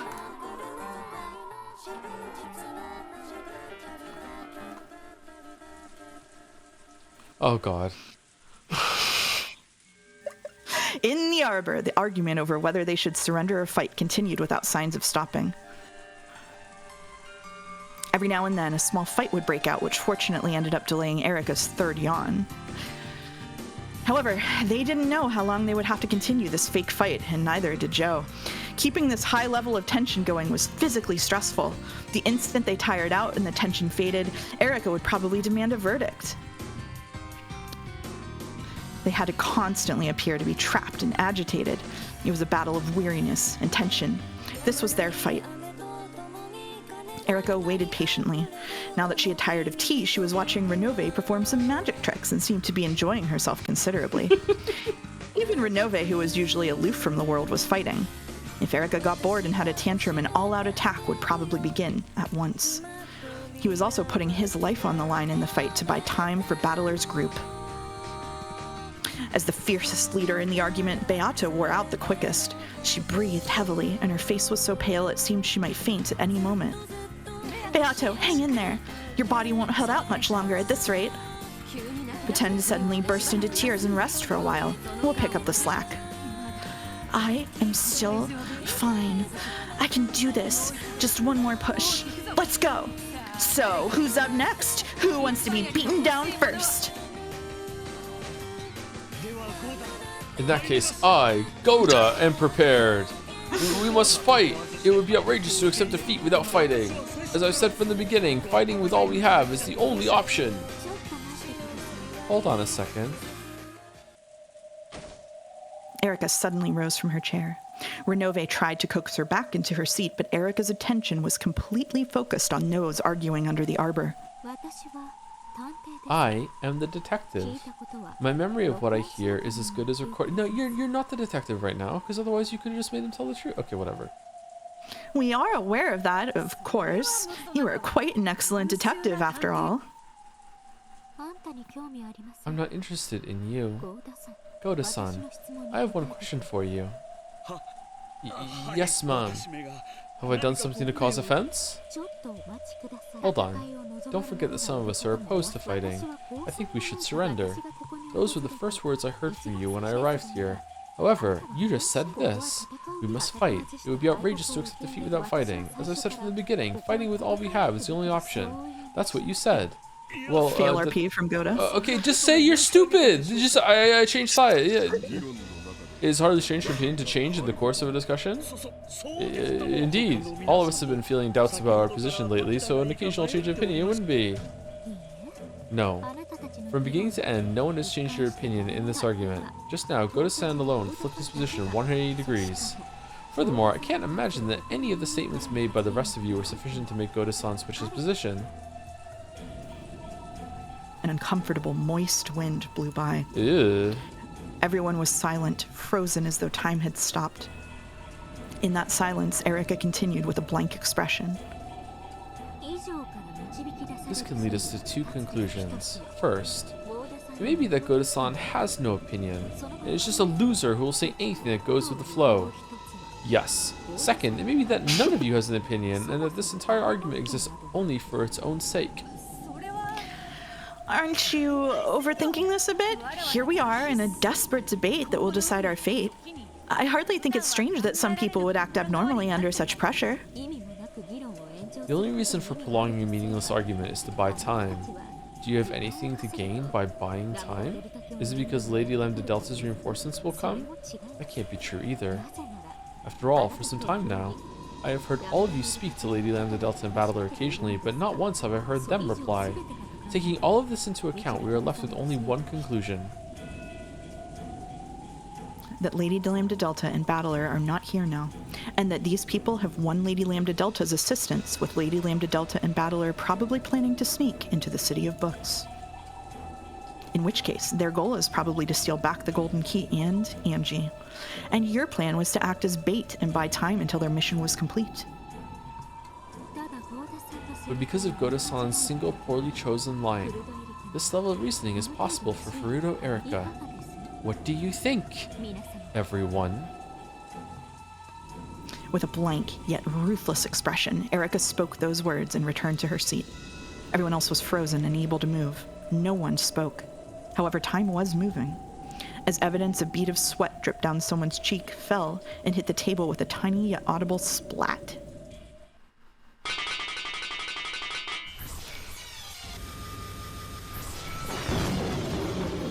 Then, frozen time shattered, and in the same instant, the white chair Erika had been sitting in broke apart. The stakes of the Seven Sisters of Purgatory and the high-velocity rounds from the Chiester Sister Corps hit the chair at exactly the same time. And a few moments after that, the Erika sitting in that chair faded and vanished. Man, when you said you liked the ending, I didn't realize you liked it this much. Holy crap. You're so into it. After image. She's fast! Kill her! In an instant, Erika had moved to a spot behind the chair. Her expression remained as blank as it had been before. However, there was now something in her hand that hadn't been there. As the 7 lightning strikes of the Seven Sisters raced at her once more, she batted all of them away with her scythe. 7 parries? Holy fuck. Yeah. That was one hell of a farce. But the tea was good. Thanks for the meal. Well, now, seems you've all been in agreement since the start. Allow me to ask for your answer once again. Erika lifted her left hand, the one that wasn't holding the scythe. Very well, allow me to answer. This golden land belongs to me, to all of us. If you enter with your shoes on, we'll give you a proper welcome. In other words, Tsumari, to put it elegantly. All cannons prepare to fire. Target the golden land. Wash your face in miso soup! Shoot him dead!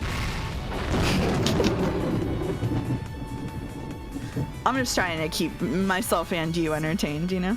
It's working, it's working. Yes, thank you. See you around. Meow.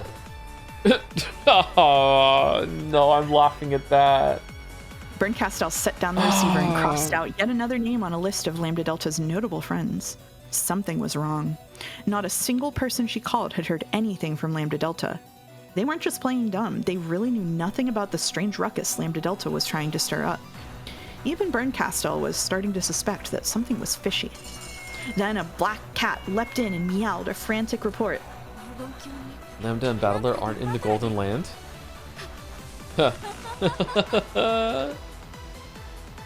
She tore the phone receiver from its stand. The Jojo? number she dialed was short. I just said Jojo when you said stand, that's all.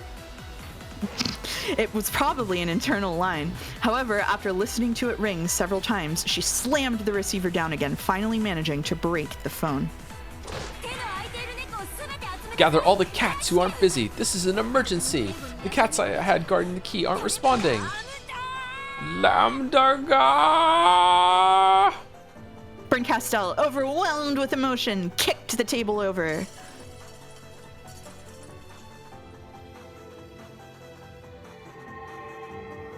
Then, the room finally grew bright. It was like green sunlight. A bright green light waved about, giving the illusion that a green sun was rising and lighting the room up. It was a sign that Berncastel's army had been given an emergency summons. Whoa, she looks like Erika there. Come, my kitties. Really? It's time for a witch hunt. That kid always smells like candy, so you'll find her pretty fast. The first cat who finds her gets a human form and a witch's title. What was now an emerald green nebula let out a roar of delight that shook the bookshelf cliff. Okay, yay.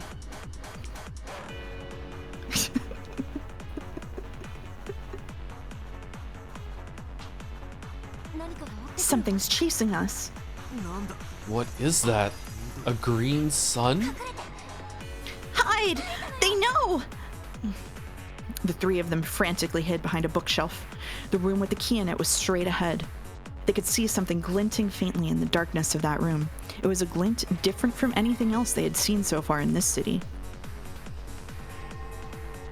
The color of the glint was gold. They had almost reached the golden key. However, if they went towards it, Bern Castell would be right behind them, along with her vast swarm of familiars. In other words, Sumari. They were trapped in a dead end. They already knew that the emerald green color came from the eyes of the familiars. However, it was almost beyond comprehension that this undulating green sun could be the same thing, and they could do nothing except stare in wide-eyed shock. The countless cats were passing through the ravine of bookshelves, from the very top to the very bottom. As they approached, they painstakingly checked the gaps between each book. However, even this mind-numbingly huge task was accomplished swiftly thanks to the sheer number of familiars.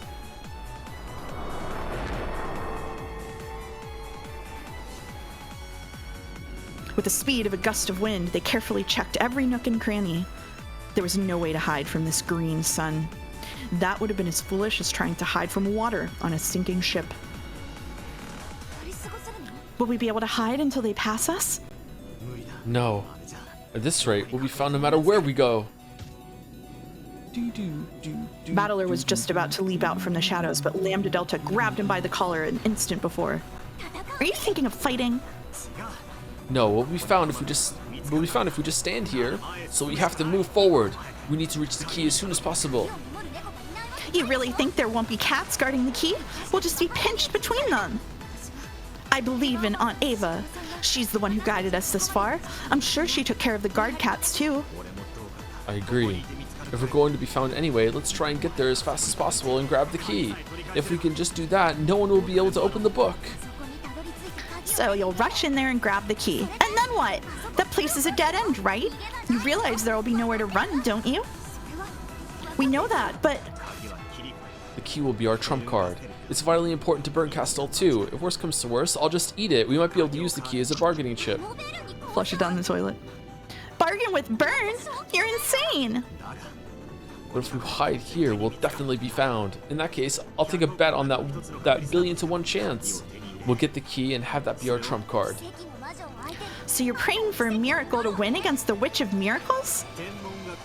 Picking a winner out of astronomically bad odds. That's the Ushirmiya family's magic! True. True, so true.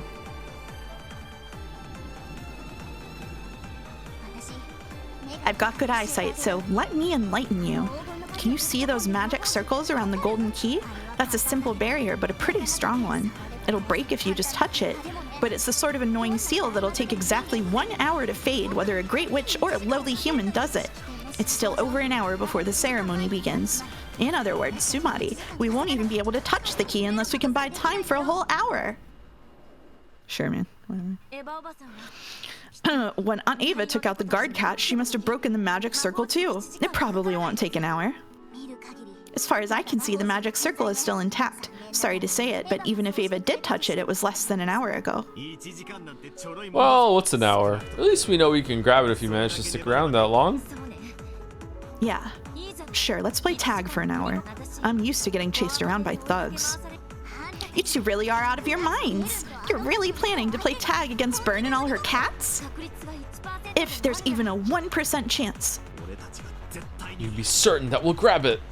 The difference in enthusiasm between the siblings who had everything to lose and Lambda Delta was immense. Yeah, we know. However, Lambda Delta was no coward. She was a great witch of the Senate. If she surrendered, she wouldn't be able to escape severe punishment, but she would be forgiven after a few hundred years. Why would she, after being thrown into a stormy sea while clutching a buoy that could save only her, decide to throw that buoy away? No living person could be as determined as those siblings who were already fighting for their lives. No one could blame Lambda. You two really are stupid, you know that? Ah well, why didn't I tell you about a plan that's got a bit more than a 1% chance of working? How does that sound? The two siblings looked at each other. However, they both thought that any plan would be worth listening to, even if it would only raise their chances by 0.00001%. is sacrifice. Burn is a cat. She'll chase fleeing prey, but she'll also kill prey that doesn't flee. And only after toying with it first. Cats are terrible people. Still, if that's true, it'll be worth betting on. Let's have one sacrifice. We'll decide with rock, paper, scissors. Whoever loses has to go taunt Burn, then get laughed at and killed, all to buy as much time as possible. Does that work for you? No need for rock, paper, scissors. I'll do it. You two go on to the key room. No way, Oni-chan. I'll do it. This is all my responsibility. I was the one who listened to Bryn Castle and trusted her, so I've got a thing or two to say to her. Both Battler and Angie decided to be the sacrifice and wouldn't listen to the other. See?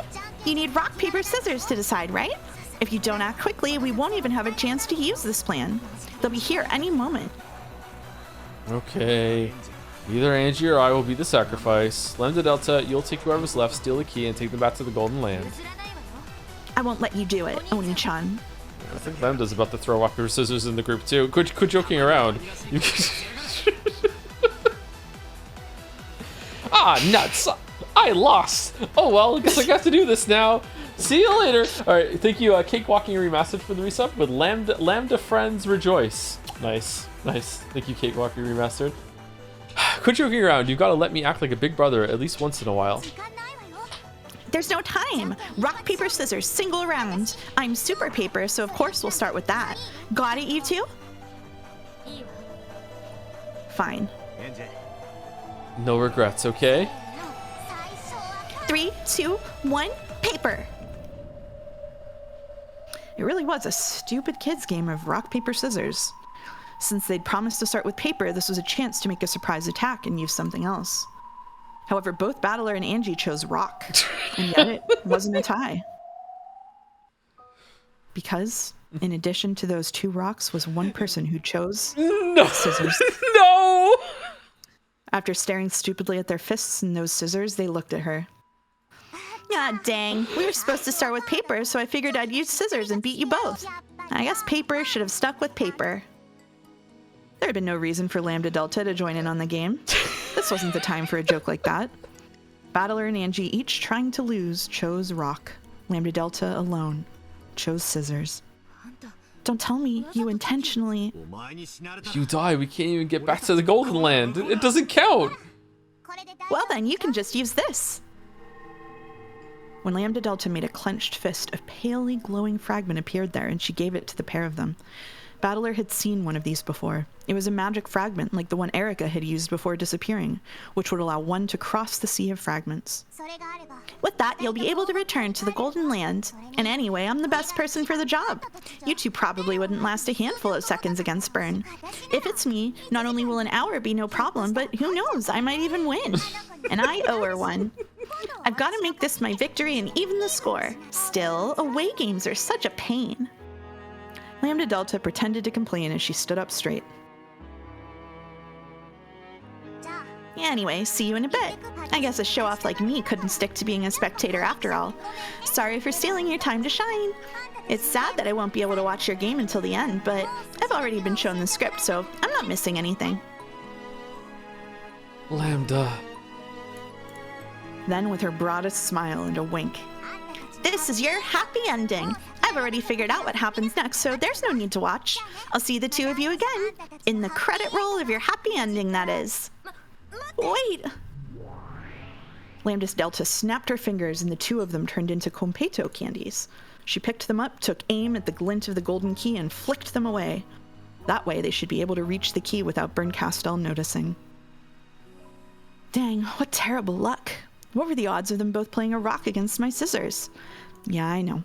It wasn't nice of me to test you like that. Sorry, you two. And then, Lambda Delta's body was lit up by an emerald green light.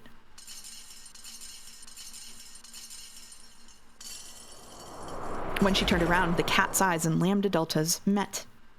Lambda Delta grinned and waved. There was a fierce roar and several bright flashes. What in the...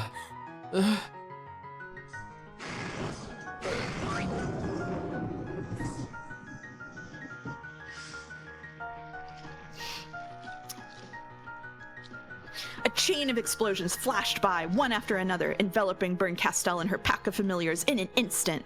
They were multicolored fireworks, or rather, multicolored candy that burst with a flash and scattered everywhere. Countless stick candies, sugar sculptures, cookies, and tarts flew in every direction, and each one of those split and exploded into hundreds of candies, each of which exploded again into a cloud of competo. However, these sweets weren't sweet. The competo was heavier than lead, harder than steel, and sharper than any blade. As the colorful cloud exploded outward, it blasted the entire pack of cats into little bits. The emerald green glints were scattered everywhere and sparkled like the night sky, and among them danced a cloud of pretty candies that looked like they'd go well on a Christmas tree. It was sufficiently outrageous and beautiful and cute to mark the Great Witch Lady Lambda Delta's appearance on the scene. Oh, if it isn't Lambda! I was hoping to meet you in the party hall.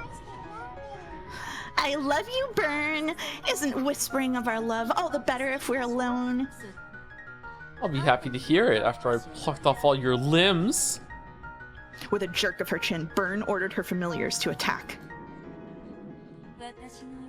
This is my dearly beloved and my only friend in the world. Okay. Her arms from the elbow down, her legs from the knees down.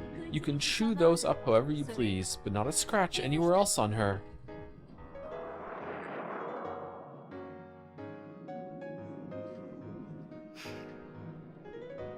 Whoa. The crowd of cats undulated again, reformed into a single mass, and became the emerald green leviathan that would swallow up any poor victims who snuck into the city of books. It was shaped like an impossibly vast whale. However, when it looked like a whale from Lambda's perspective, she probably couldn't see anything except an immense mouth about to swallow up everything. Ah, simply wonderful. I'm about to be overwhelmed by Bern's love, aren't I? I do love you, Lambda. Once your limbs are gone, I'll skewer you through your butt and hang you by my bed.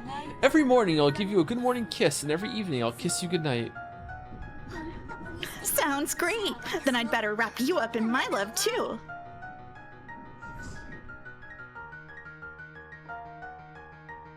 However, Lambda Delta's war cry was swallowed up by the glowing, writhing Leviathan in a single bite.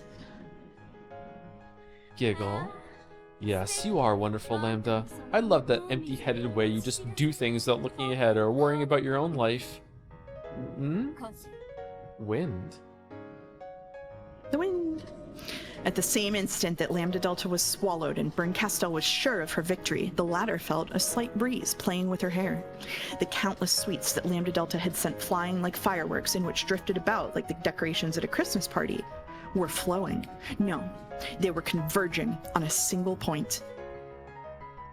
It was like watching a firework run backwards. Countless sweets rapidly contracted around the vast closed mouth of the Leviathan. A gigantic reverse explosion concentrated on a point inside it, or perhaps it was more like countless candies showering the Leviathan from all directions like bullets. Inside that mass of green was a black swirl. That swirl was on a palm. On the palm of Lambda Delta, who wore a defiant smile, it was a mass of supergravity. All of the sweets, the cats, the whale, and everything else was being sucked into that one point and crunched. Man, I am loving this. I'll hold you tight. Get over here, Bern. You're trying to suck me in? All of the candies Lambda Delta had scattered were getting sucked back into the black hole on her palm at unbelievable speeds.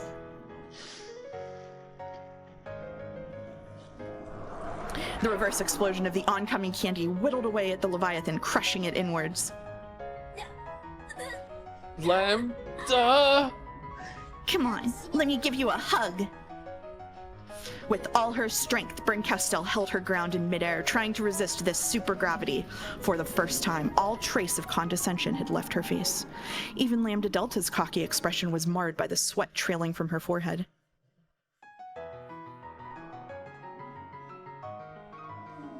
Because their power was so overwhelming, any victory would have to be instantaneous. If either relaxed in the slightest, they would match each other's strengths and get dragged into another dizzyingly long fight that could last for centuries.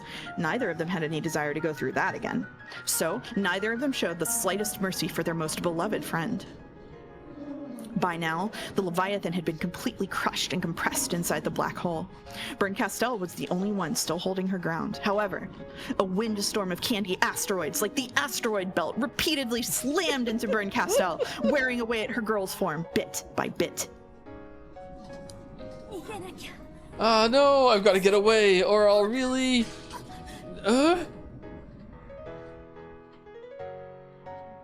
The thing flying into Bern Castell's range of vision was a comet pelting straight for her with a massive present box at its core and a cloud of candy surrounding it. Lambda! Wah! Yeah, my bodyguard! The candy comet wiped out Bern Castell along with her scream. It burst into little bits, and within a blink of an eye, it was sucked back into a hole of supergravity. Once it was all gathered into one place like a gem that began to spin rapidly, this is just Katamari Damacy, it was flattened by the centrifugal force, turning into something whose shape resembled a galaxy. After swallowing all of the cats and their master, it now looked like a wiggling, flickering, emerald green galaxy that floated just above Lambda Delta's palm.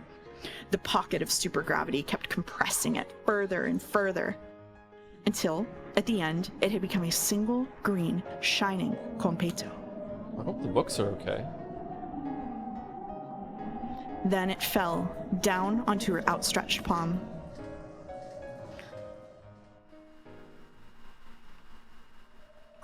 Sorry, Bern. I wanted to play with you always, so I've always taken it easy and pretended to be in a pinch.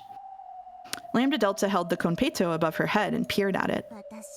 But the truth is, I'm just impossibly strong. Sorry about that. Then she pressed the Konpeito to her pink lips, gave it a light kiss, and bit down. And then died. And then it exploded! This doesn't taste like Bern. Lambda Delta licked her fingertips, then turned to face the empty air behind her.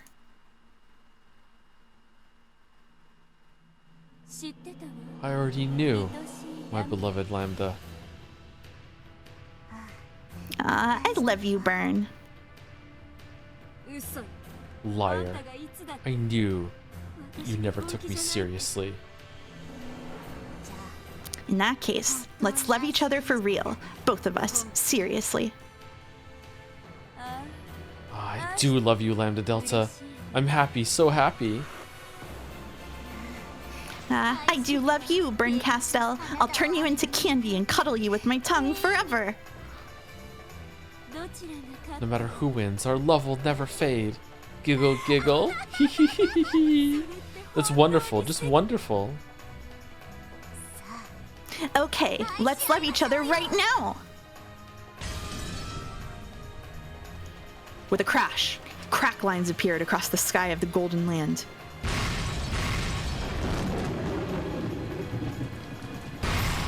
Then, finally, the barrier of the Golden Land was breached by the fleet's assault.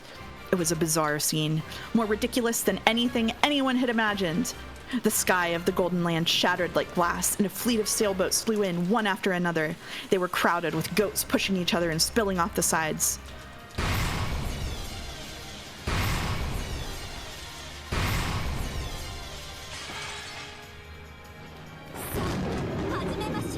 Come, let us begin. This is the Golden Land's final banquet. A banquet. It wasn't some fancy metaphor, but a simple statement of fact. The overwhelming surge of goat troops came in like a tsunami. Tsunami? The residents of the Golden Land who stood defiantly were like a forgotten sandcastle on a beach. A fight between a wave and a sandcastle is not a fight.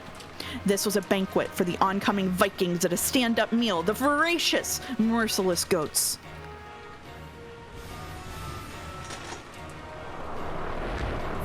There's no way around it. Fire! Good. Come, goats, bring destruction to all that has form, stillness to all that moves, despair to all who live. All those who could use magic fired it off at once. With a shout like a thunderclap, the goat tsunami rushed forward. Everything collided at once, and there was a brilliant and terrible explosion. Sparks and smoke, flying splinters and screams. For just an instant, the fierce magical cannonballs fired by Beato, Virgilia, and the Chiester Sister Corps seemed to halt the goat tsunami in its tracks. A wave of goats. Tsunami. However, their numbers were so great that they didn't even flinch. The goat wave continued to walk over the corpses that had been blasted away or which had fallen to their knees in weariness. The mound of corpses piled up, and still more goats were shot down as they tried to cross it, so that, in a few seconds, it really was tall enough to be a tsunami. Pitiful. This golden land you've built is nothing more than a sandcastle some kid left on a beach. Be swallowed up and disappear. Perhaps you should liken it to ripples beating meaninglessly against a wharf. A sandcastle getting swallowed by a wave. Just you try swallowing my castle. Got him. Oh my god, they're back. Beato lifted her hands, telling the pair of battle towers that had been hidden deep in the ground that the day of glory had come again. The goat tsunami looked up at it in shock. After all, this time the tsunami that towered over everything wasn't them.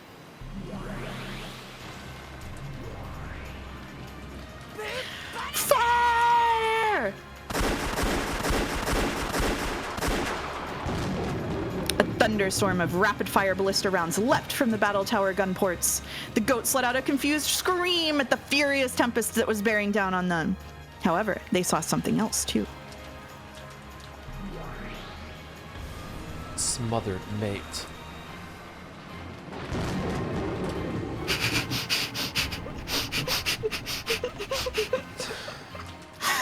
In the sky, high above the tower, was a reaper, astride a divine horse and backdropped by the moon, a massive spear the size of a tower in its hand.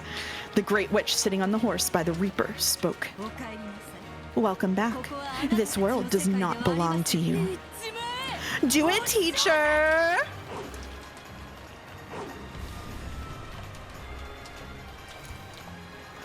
The heavenly spear pierced the ground. For an instant, it looked like some divine tower was sticking out of the ground. However, that was the very last thing those eyes ever saw.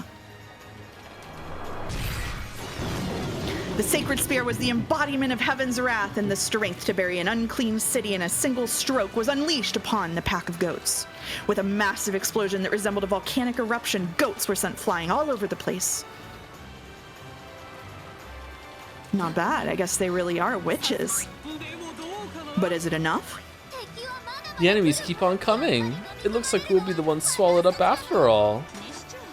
At least you two seem to be enjoying yourselves.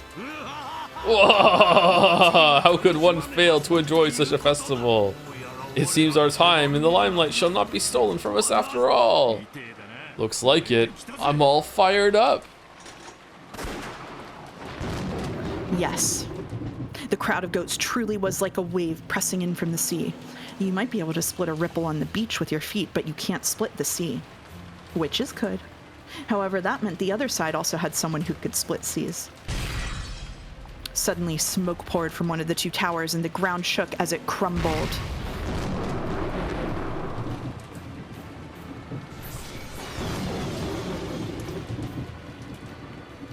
What the hell happened? Over there, on top of the other tower. Erica! But of course it is your turn now, is it not? At the top of the other battle tower, Erica stood gracefully wielding her scythe. I'd say that's enough to show the witches of the Golden Land proper respect. All magic is fake. It's just a fantasy sandcastle that'll always vanish when mystery swallows it up. Playing witches was pretty fun though. I think I remember playing something like this with some older girls from the neighborhood when I was younger. So let's bring this to an end. Now it's time to hear you scream. Erica threw that pretentious pirate hat she had been wearing this whole time into the sky. With the moon behind it, Erica's form, her afterimage, vanished from the tower's peak. Where is she? We have her on radar. She's on the side of the tower. shaking with a wild, joyous laughter, Erica dashed straight down the tower. She swung her scythe like a baton, and as she passed along the tower's wall, its gun ports, walls, pillars, and everything else was crushed, leaving a trail of smoke. So from the sidelines, it looked as though a line of smoke suddenly split the tower from top to bottom. The golden arrows of the Chiester Sister Corps chased after Erica like golden threads in a sewing machine.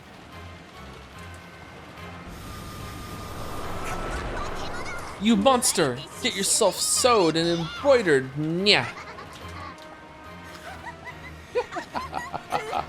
Good, good.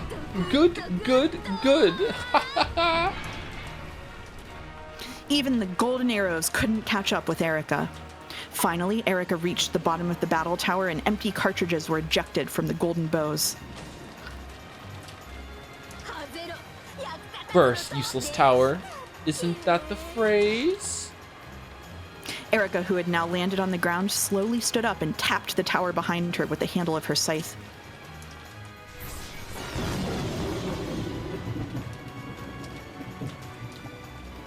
That tiny tap cut the final string that held the tower together, and the whole thing fell in on itself with an earth-shattering crash.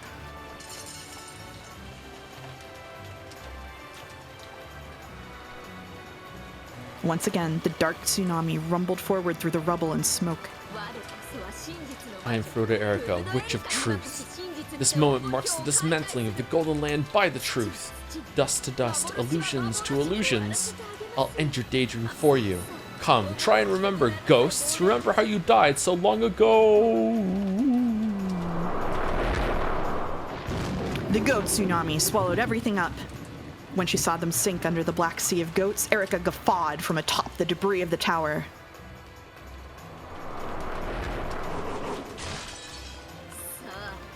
Come on now, kill them, massacre them all. Cut off their heads and stick them on spears. Ghost of 1986, the time has come for the whirlpool of truth to swallow you whole and erase you. So long. Tomorrow on Umineko. Oh, thank God. Oh, I mean, what an amazing part to end on. Holy crap. Aren't you glad that I didn't leave this to you by yourself? Oh, you read so much there. Thank you. You did all the heavy lifting there for that chapter. Holy shit. You should have given me some more characters or narration. Maybe, I don't know. That was a lot of reading you have to do there. Holy shit. That's all right. Thank you, Mouse. Thank you, Mouse. Absolutely. Oh, also thank you to Equal Equations through sub. Is it too late to drop Umineko? It is too late to drop Umineko. Yep. It is too late to drop Umineko. Yep.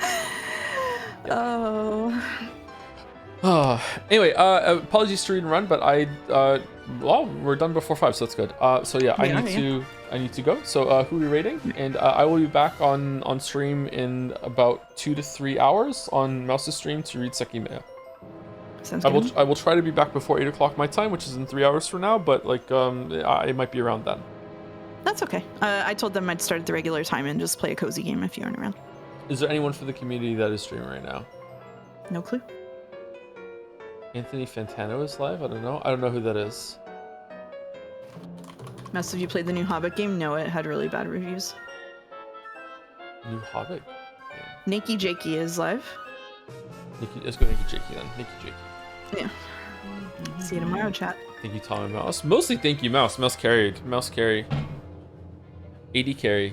Thank you very much, Mouse. All right, no problem. pushing right through. Have a good weekend if you're not going to be here for any of the streams. Although if you're here for today, there must be a good reason for you not to be here tomorrow. If you're this invested in Umineko, like tomorrow's the finale. Like holy shit. But yep. So yep. See you tomorrow for that. If not, yep. Catch you when I catch you. Or maybe I'll see you in like a couple hours on Master Stream. Pushing right through. Still your chat.